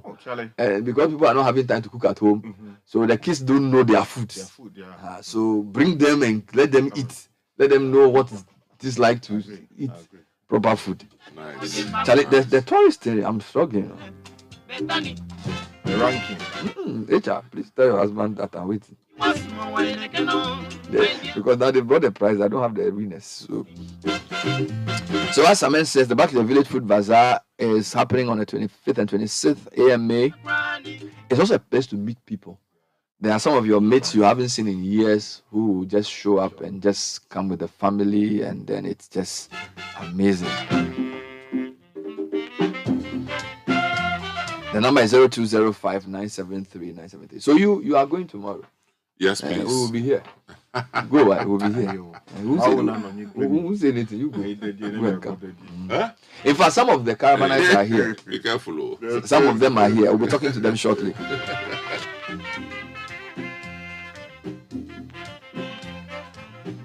Now, Coronation Insurance is giving out up to 2,000 CDs worth of fuel coupons and other amazing prizes in the Coronation More to Win promo. To participate, just buy your motor insurance using the Coronation Insurance data platform by dialing *789 *115# or visit my Coronation Insurance Ghana for more information. All fuel coupons are redeemable at any Shell fuel station. Terms and conditions apply.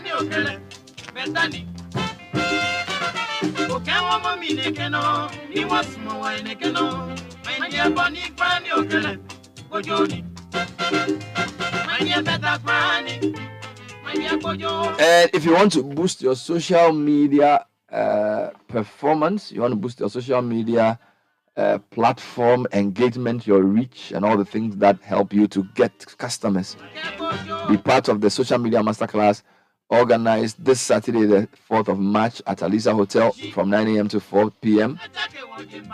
Going at the rate of 1,450 CDs, where you understand social media, how to audit your business social media account, developing content using the Hexagon framework, and also glean insights from the Digital Report 2023. This is for MDs, marketing and sales managers, brand managers, communication managers, customer service managers, and more.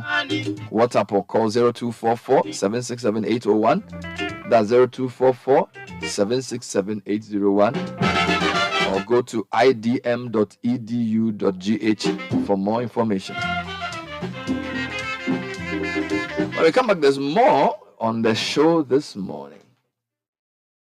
This is the Citi Breakfast Show, the city's biggest conversation. Keys. What could be simpler than a key? Who doesn't have a key? A car key, an office key, a drawer key. But there's one key that rules them all. The house key. The key to a place we call home. The key to the home where everything comes together. The key to a home that is our own. A home where we make life happen with our families and loved ones. Adoha has been working hard for over 30 years to make home ownership within reach for many. Say yes to property with Adoha. Your dream home is one call away. Your dream home is a few clicks away. Visit our Accra project, The Place, by calling 030-2789-757. Fly Emirates first and business class and look forward to a journey that's as incredible as your destination. Start your holiday with delicious fine dining, impeccable service, and comfort that's out of this world. Sip drinks in our A380 onboard lounge on flights from Dubai and beyond. Watch a movie and drift into a restful sleep in flatbed seats. Treat yourself to Emirates first and business class. Fly Emirates. Fly better. Hey, nowadays germs are in the air. Aren't you concerned? Concerned about what? About the children, of course. In times like this, they sneeze, cough, and fall ill just like that. This is why we need to give our children and ourselves a fighting chance with the maximum protection of Dettol soap. Dettol soap not only refreshes you, but it can be used for bathing and washing hands. So keep calm, Get Dettol soap. Dettol protects from up to 100 illness-causing germs. Dettol is endorsed by the Ghana Registered Nurses and Midwives Association. This advert is FDA approved. 1xBet. Easy betting, easy winnings. 1xBet, the most reliable service to make deposits easily with high odds and numerous bonuses on the spot. Register now at 1xBet.com.gh. Use promo code BESTODDSGH to get 300% bonus up to 3,445 Ghana cedis on your first deposit. Easy to use, easy to have a chance to win. 1xBet, reliable bookmaker. Gambling can be addictive. Bet responsibly. Not for person under 18 years. This advertisement has been vetted and approved by the Gaming Commission. Join the conversation on the Citi Breakfast Show on Facebook at facebook.com/Citi97.3, Twitter at twitter.com/Citi973, and Instagram at instagram.com/Citi973 with the hashtag CitiCBS. This is the Citi Breakfast Show, the city's biggest conversation.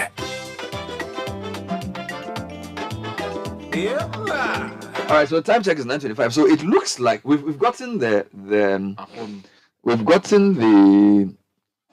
list from the Ghana Tourist Authority and Sky. You and Godfrey were both wrong. Why? You were so far from the truth. You know, Godfrey, you were so wrong. With you. You think Poto. So apparently, the top. Shua has sent the data. Shua has sent the data. The So I'm sure the data is correct. You know he's done. He sent us the data per region. He sent us the resident visitors, non-resident visitors, total arrivals, and total revenue. So this one, wherever you pass, this is like comprehensive. Which office? So on the regional, let me do a quiz for you. On the regional basis, guess which region came first, Godfred? Okay, no. Okay, on Ashanti region, guess which tourist site in Ashanti has the most visits? The Ashanti region. For Ashanti region. Measure. No, Ashanti region, the Kumasi Zoo. The Kumasi Zoo has 113,000. Is it 114,000? 114,684 visitors in a year. Kumasi Zoo.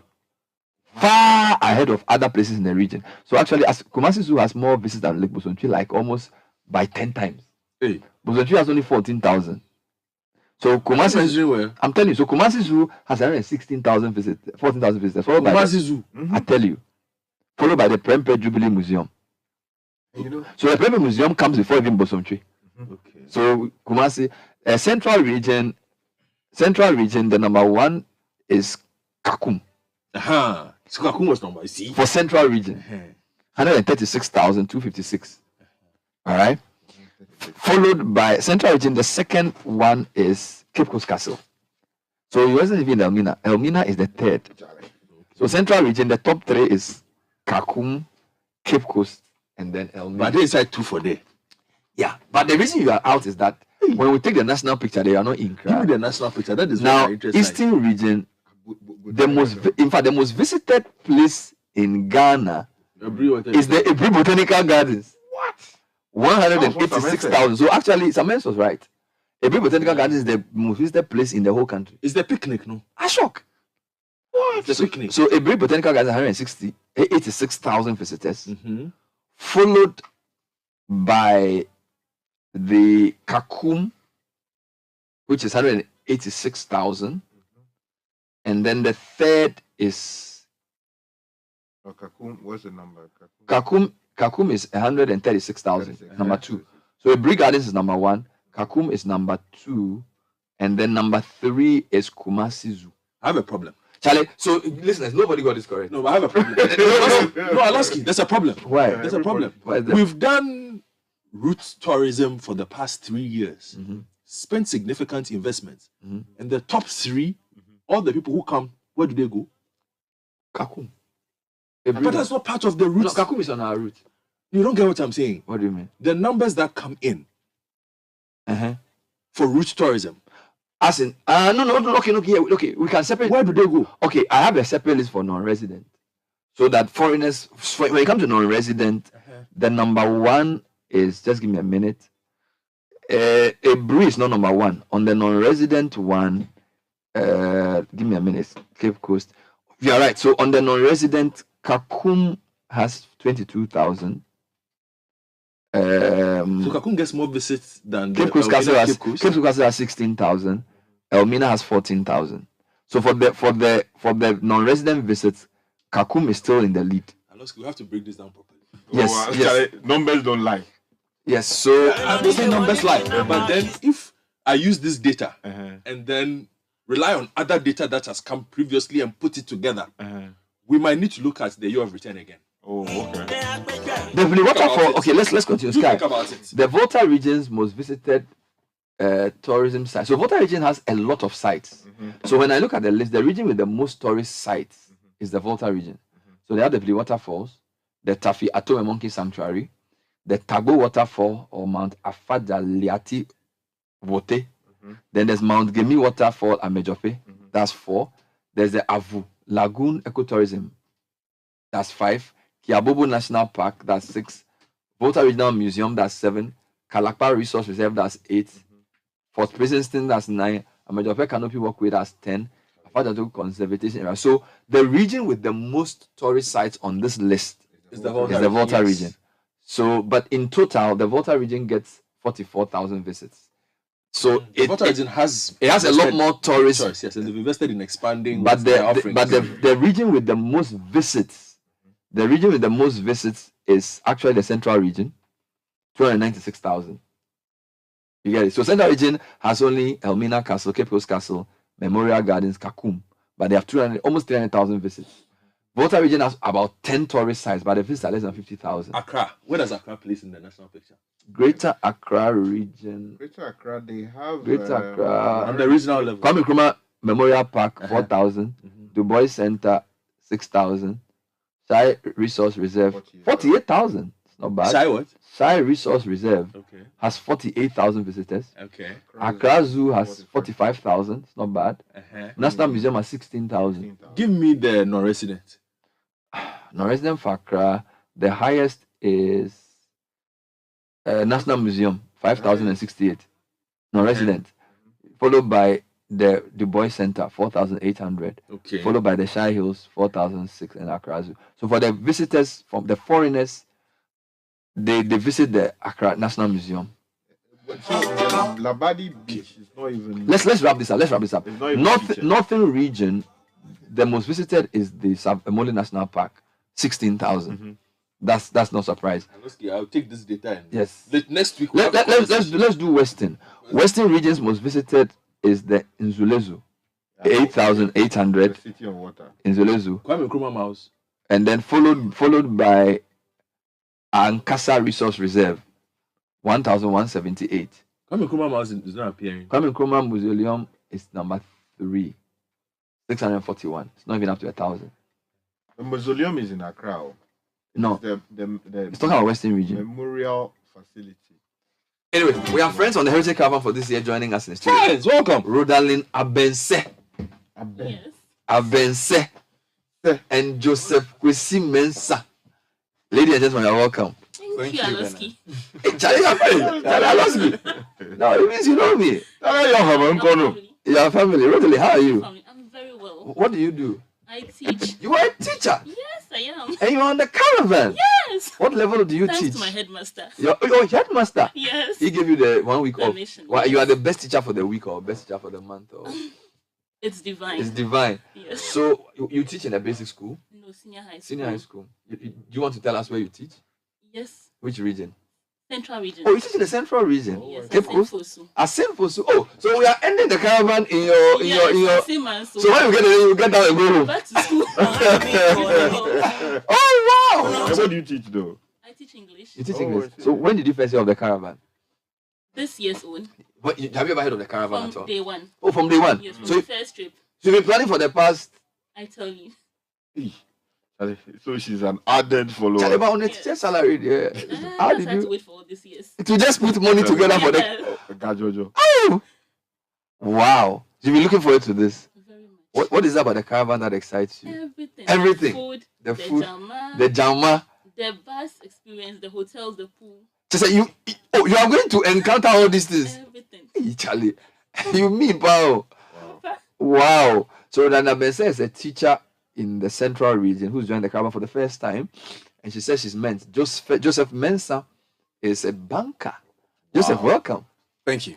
How are you doing? Oh, not bad. And yourself? Charlie, as you can see, we are not going for the caravan, so we are not happy, but we can only complain as little. So, how long have you heard about the caravan? I'll say the first day. On the first day? Yes, and I've been wanting to go, but you know, it's not easy getting time off. Mm-hmm. So, thanks to my boss, Salom, for actually... Oh, your boss gave you a leave? Everybody is thanking Charlie. 1 week leave? I'm actually taking about a month. A month? Which department in the bank you work? Treasury. Hey, and they are letting you go? That's why it has been difficult. You are in treasury? Difficult. Yeah, exactly. And your boss has allowed you to go and chill for 1 week? Enjoy yourself. Last year I didn't take so. Last year you couldn't take a leave? Yeah, I couldn't take so many days. Wow. Are you going alone or going with a significant other? Oh, that's a coded. Or you go and find something. I don't want to know. We want to know. Oh, let's see how it goes.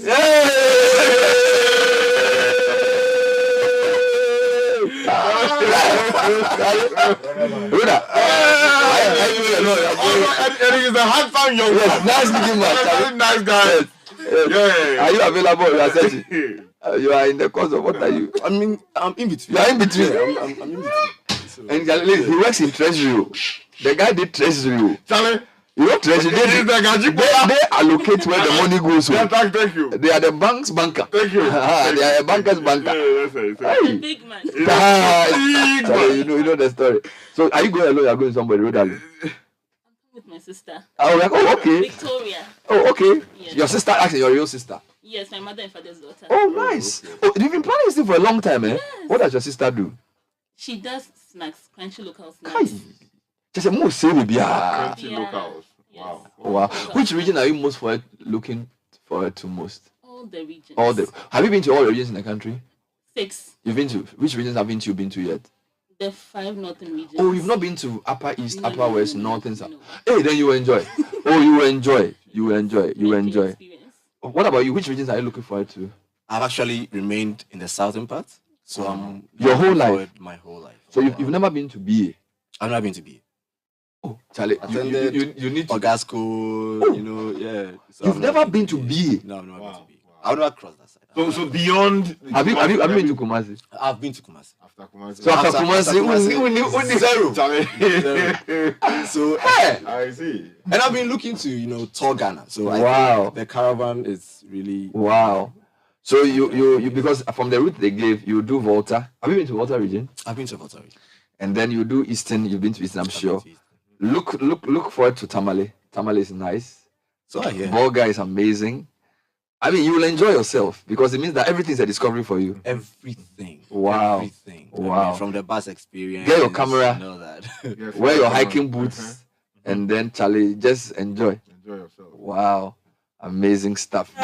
You will meet some of our colleagues. Me and Sky, they said they won't let us go this year. Oh, why? Charlie, I don't know if you ask some. You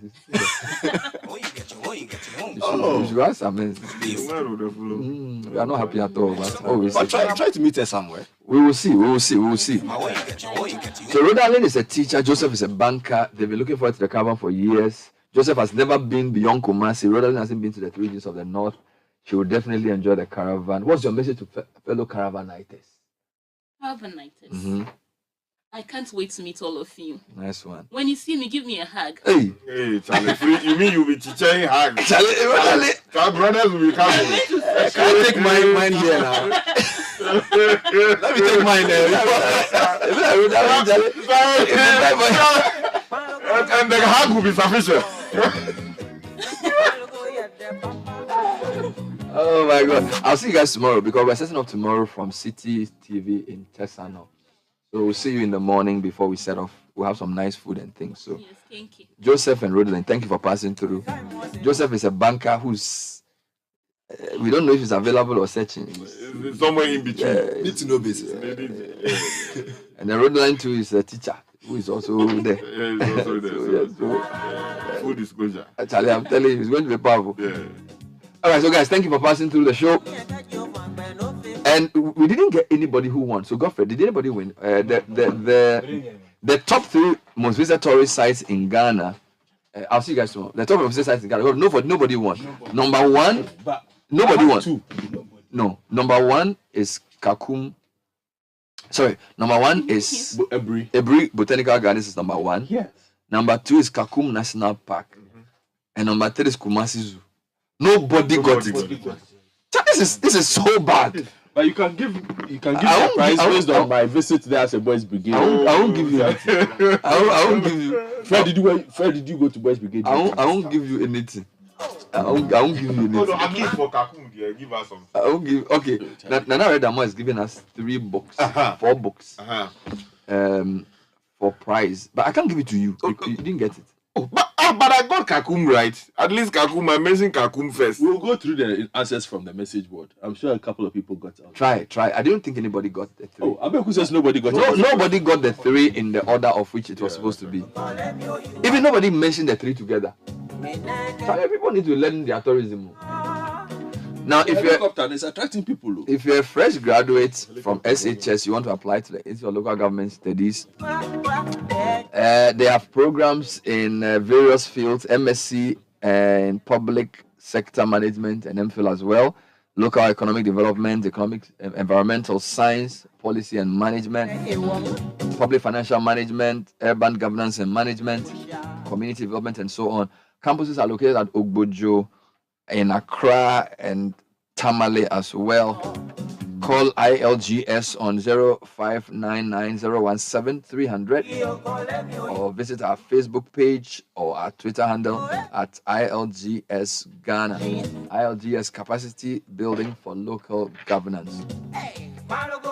Vodafone Business presents Vodafone Too Much Business, the #1 mobile plan for businesses in Ghana today. With Vodafone Too Much Business, you have the best mobile plan on the market, gives your business the best value, means you have the flexibility to choose voice, data, and SMS packages that suit your business size and ambitions. Get more minutes for Vodafone to Vodafone calls and calls to other networks, data, and SMS in one complete mobile package. Send start to 0507 779 000 or email vodafonebusiness.gh at vodafone.com. All right, there's a lot more when we come back into the studio. We'll be talking about Kopan Hospitality. Kopan Hospitality. The group is 10 years old. They've lined up some activities, including some prizes. So yes, you couldn't win the book prize, but Kopan also have some prizes for 2 people who can text in the right answer to some questions I'll be asking at the end of the interview. So there are still prizes to be won for the show. Don't go away. Stay with us. Unleashing the power of relevant radio. This is Citi 97.3. Let's fight Corona. Push! Congratulations! A bouncy baby. It's time to feed your baby. Yes. I want to thank you for your advice to go for the COVID-19 vaccination during my pregnancy. I was worried, but the way you assured me helped me a lot. I had my peace of mind from the fear of getting seriously sick with COVID-19 and also carried my pregnancy to full term without any complications. Now I have a bouncy baby. I'm glad you took our advice. You see, every pregnant woman needs to know that the COVID-19 vaccine is safe for her and her unborn baby. You are right, Auntie Ness. There are people going around spreading rumors. Yes, so all kinds of wild rumors and misinformation. Look, I got pregnant after my first dose of the COVID-19 vaccine. Went for my second dose while pregnant, yet I carried it full term and just delivered a healthy baby. I will go for the booster on my first postnatal visit. You were right not to listen to them. The vaccine protected you and your baby from severe COVID-19 illness and hospitalization and can protect all pregnant women and their unborn babies. Hey, please, attend to your precious baby. My beloved baby. The COVID-19 vaccine is safe for pregnant women and their unborn babies. Protect yourself, protect your baby, get vaccinated now. This message is from the Ministry of Health and Ghana Health Service with support from USAID and partners. Ajua, Grandma looked very peaceful. I was completely amazed when I saw her neatly presented. She looked just like she was sleeping. You haven't seen anything yet, my brother. You should have seen the care and quality treatment they gave her at transitions. One man, one room, just like a 5-star hotel. Wow. And not only that, we had a dedicated person to guide the family through the funeral planning process. Are you sure? Of course. From picking her up to when we lowered Grandma down, everything was completely stress-free. They had all the needed funeral services, caskets, hearse, chapel, and so much more. This one, dear, no family fights after all. I'm so happy we made the right decision to use transitions. With Transitions, your loved one gets the best of care while the family enjoys a stress-free funeral planning process. Call us now on 0302 634 706. And no, did I tell you they're affordable? Transitions, the funeral people. Fly Emirates first and business class and look forward to a journey that's as incredible as your destination. Start your holiday with delicious fine dining, impeccable service, and comfort that's out of this world. Sip drinks in our A380 onboard lounge on flights from Dubai and beyond. Watch a movie and drift into a restful sleep in flatbed seats. Treat yourself to Emirates first and business class. Fly Emirates. Fly better. Come on, everybody, let's fight Corona. Hello, good people of Ghana. Have you been vaccinated against COVID-19 yet? If not, then hurry and go for any of these vaccines. Moderna, AstraZeneca, and Johnson & Johnson, given to 18-year-olds and above, while Pfizer is given to 15-year-olds and above. If you're pregnant, go for Moderna or Pfizer vaccines. Vaccination is taking place in health centers, schools, markets, churches, bus stations, and your neighborhood. The vaccines are safe, effective, and free. They reduce COVID-19 disease, its severity, and prevent hospitalization and death. Take along any ID card and your COVID-19 vaccination card. Wait patiently for 10 to 15 minutes after vaccination before leaving the site. If you feel anything unusual after the vaccination, report to the nearest health facility. Continue to wear your face mask. Frequently wash your hands with soap and running water. Use alcohol-based hand sanitizer and keep physical distancing. Protect yourself. Protect your family. Get vaccinated against COVID-19 now. This message is from Ministry of Health, Ghana Health Service, and partners.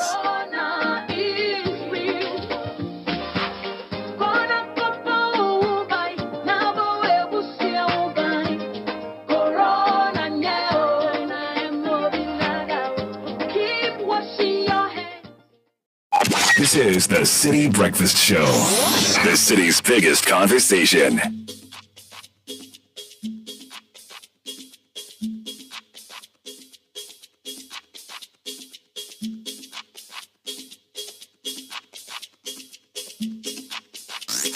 Unleashing the power of relevant radio. This is Citi 97.3.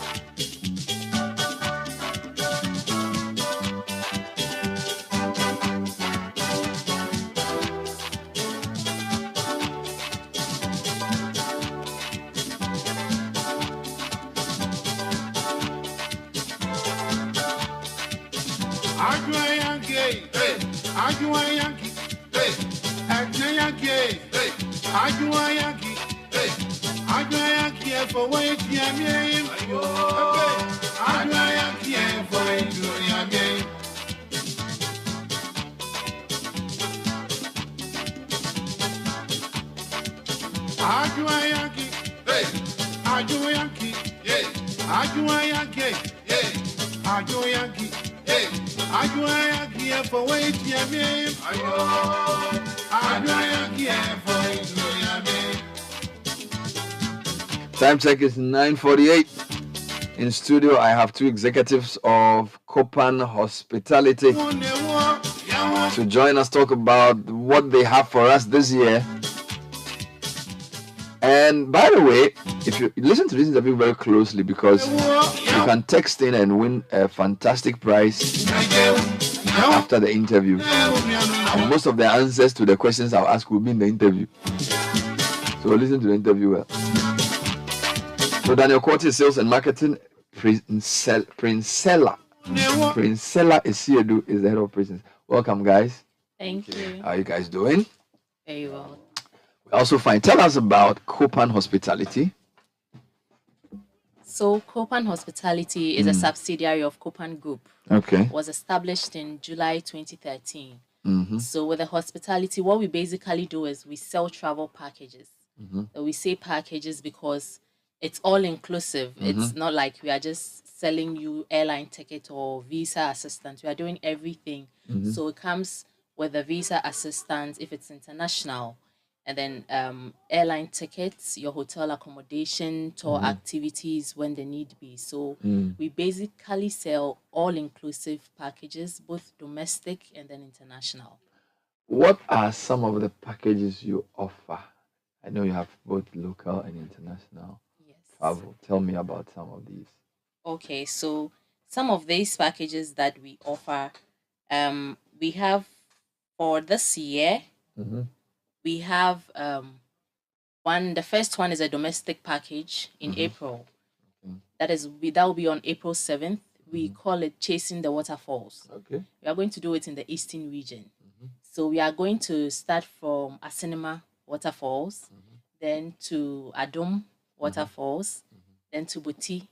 That's where we will end it, where you get to see the Umbrella Rock, the ancient cave, the three-headed palm tree.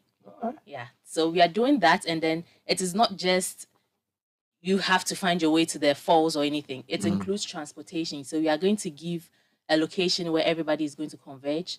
That will take you from there to all the sites. We are going to give you breakfast. We are going to give you lunch. So that is what we mean when we say we sell packages. Sell packages. All inclusive. Everything is packaged nicely for you. And for this domestic, is as low as just 600 cedis. Wow. On April 7th. Chasing Waterfalls. Yes. And then we have 2 international ones as well. Same in April, we have one to Dubai. Okay. That will be from on the 9th to 15th of April. That is also all inclusive. So because it's international, then the issue of visa comes in. So your visa is part of the package, the airline ticket, your airport transfer when you get there, hotel accommodation in a 4-star hotel, a very beautiful one, and then tour activities. So we have 3 tour activities on that one. We have the new Future Museum of the Future in Dubai. Okay. You get to visit the Global Village, and then you get to do the Desert Safari, which is the undulating ride on the desert. Wow. And for everything, well, the only thing you need to take care of it yourself is maybe your lunch, and then if you want to do some shopping. So for everything that I've mentioned for the Dubai, it's going for $1,350 only. Wow. Everything. If you pay that money, you are not getting anything else to pay for. Wow. Just your food and probably shopping.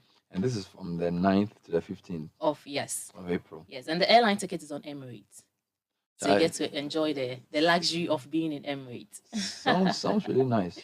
So that's the international tour. Yes, we have another international tour. That's the last one in summer. It will be in August. Okay. So that is to Europe.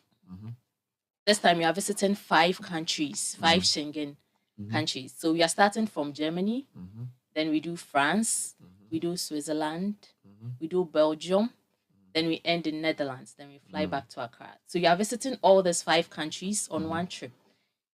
France, Germany, Switzerland, Belgium, and Holland. Yes. In one trip. One trip. How many days? You are doing 11 days. 11 days. Yes. So that's also your hotel, airline ticket, all the tours in the States, and visa assistance. And what is that going for? 3,500 euros only. Sounds reasonable. Wow. And this offer is on in after summer. This is the summer offer. The 7th to 18th of August. 7th to 18th of August. So by which time do people have to register? So let's go through again. The first one is the Chasing Waterfalls. That's on 7th April. 7th April. Then we have the Dubai, which is April 9th to 15th. 9th to 15th. And then we have the Project Europe, which is 7th to 6th. And by which time do you have to register? So for the domestic one, which is the 7th of April, by 31st of March, you should register because you need to put together the transportation and everything. And then for the Dubai one, by the 24th of March, registration is done. And then for the Europe one, by July, registration to be done. You know, with Europe, with the issue of the visa appointment, so the earlier the better. So anybody who wants to be on that, I suggest to register early. It's better you register and we get everything ready, your visa and everything ready before the dates gets closer. So the earlier the better for all the packages. All right, let's talk about the group. You're 10 years old. Let's talk about some of the activities lined up for the celebration. Yes, so to start with, we launched our 10 years anniversary in December, 2nd December at Sokakope Beach Resort, where we had about 100 of our old clients coming through. We launched the Copan Travel Loyalty Card, which my colleague mentioned earlier. Also, we have some health screenings coming in, but this time we are choosing tourist sites for that coming up in May, and then we'll climax in July with a black tie event. Wow. An award most people worked with. How does one acquire the Copan travel card, and what are the benefits of having this card? So it's easy. To acquire one, you could join our tours. Okay. That's the only way you get one. You know, so just as my colleague mentioned, wonderful packages. If you're listening to us, you could just sign up on any of them, and you're eligible to get the card. It's a must-have card because it offers you a lot of discounts across your lifestyle. I mean lifestyle. I'm saying lifestyle because it cuts across hotel discounts for the hotel, eateries, fashion and beauty salons, and also insurance as well. Amazing. Now, before we wrap up, and before I ask the questions, what other services do you offer to clients? Okay, so we do visa assistance. We have car and fleet of cars. We do car rental services, both local and international. Yes. Those are the things. So car rental, visa assistance, tour packages. Do you help passport assistance as well? Birth certificate, hotel reservation. You do all those things. All right. We're talking to friends from Copan Hospitality. They are into travel, hospitality, events, and all of those nice things. Daniel Corte and Priscilla Siedu. So we have a couple of quick questions, and if people text me, what can they win? By the way, what's prizes on offer? So they are getting the Copan travel card. And what would that do for them? So with the Copan travel card, as my colleague said, first it gives you discounts on hotels like Labadi Beach Hotel, Best Western. If you go to Cape Coast, you can get Royal Ridge, Lancaster, Accra, and Kumasi. It gives you discounts on these hotels. When it comes to Ichis, you do Cosmopolitan, Cafe Banois, Harbour Cafe. And then when it comes to fashion and beauty, we have Tag shoes, we have marshmallows, we have a lot more. So when you have the Copan travel card and you go to all these places, you don't get to pay the regular price. So for example, we work with the health insurance companies. We have Equity Health. So when you have the Copan travel card, your premium for your health insurance, you get 15% discount. And with Unique Insurance as well, your car insurance, any insurance, you get 10% discount. So the card offers you all these discounts, as well as gives you discounts when you're traveling with us. So if, let's say, for the Dubai package, it's $1,350, and then you have the Copan travel card and you've traveled with us before, you get $100 off, which is like 1,000 points. So that's what the Copan travel card will do for you. Well, I must add, we have partnership with Caveman Watches as well. Okay. And she mentioned marshmallows, and we are still onboarding more businesses. I see. Yes. So the questions are: what month and year was Copan Hospitality established? So we are giving how many prizes? 3. 3. So are we giving one question per prize, or we are asking a question, and if you get all 3, you get a prize? One question then. Okay. So what month and year was Copan Hospitality established? If you have the answer, text it to 054 998 6996. Godfrey will choose the first one. So that's question 1. What month and year was Copan Hospitality established to win a travel card? Number 2, what waterfall in Ghana has the Umbrella Rock? What waterfall in Ghana has the Umbrella Rock? Again, we'll look at the persons who send the answer first. If you get the right answer, we'll announce your number on air. And the question 3, name 5 Schengen countries. Name 5 Schengen countries. So those are the 3 questions. Question 1, what month and year was Copan Hospitality established? Question 2, which waterfall in Ghana has the Umbrella Rock? And question 3, name 5 Schengen countries. 5 changing countries.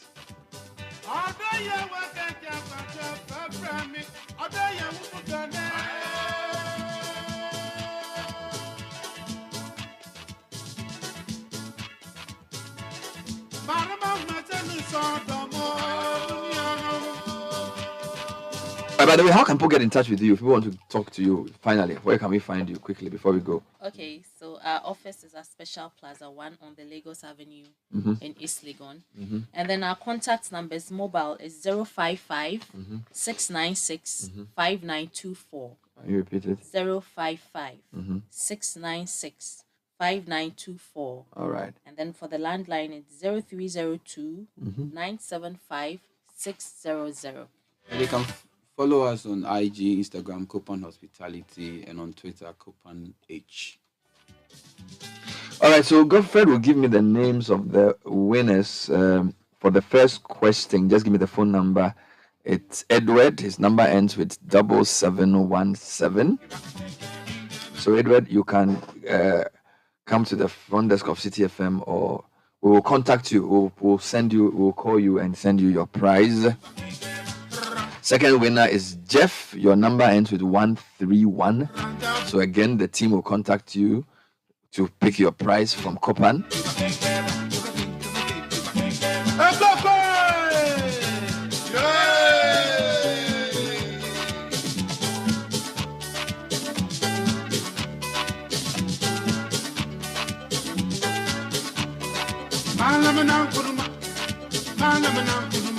The third prize goes to a person. Your phone number ends with 7.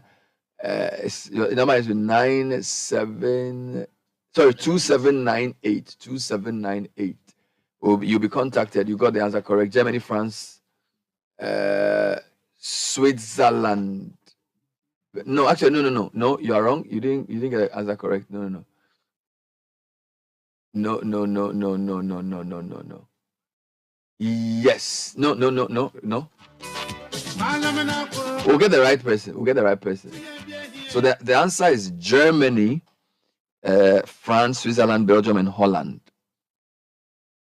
Yes. But this person adds.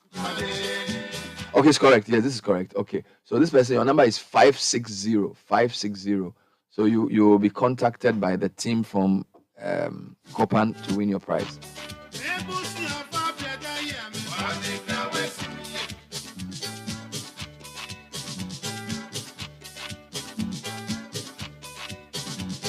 All right, thank you very much. So we're going straight into City News at 10. Before that, Vigdang Healthcare is on the Sprinters Road behind the Standard Chartered Bank. We offer treatment for kidney stones, hepatomegaly, hypertension, fatty liver treatment, and more. Call 054-995-1211 and we will help you to treat these conditions. All right, Caleb, what's in the news? Bernard, coming up, the governing New Patriotic Party NP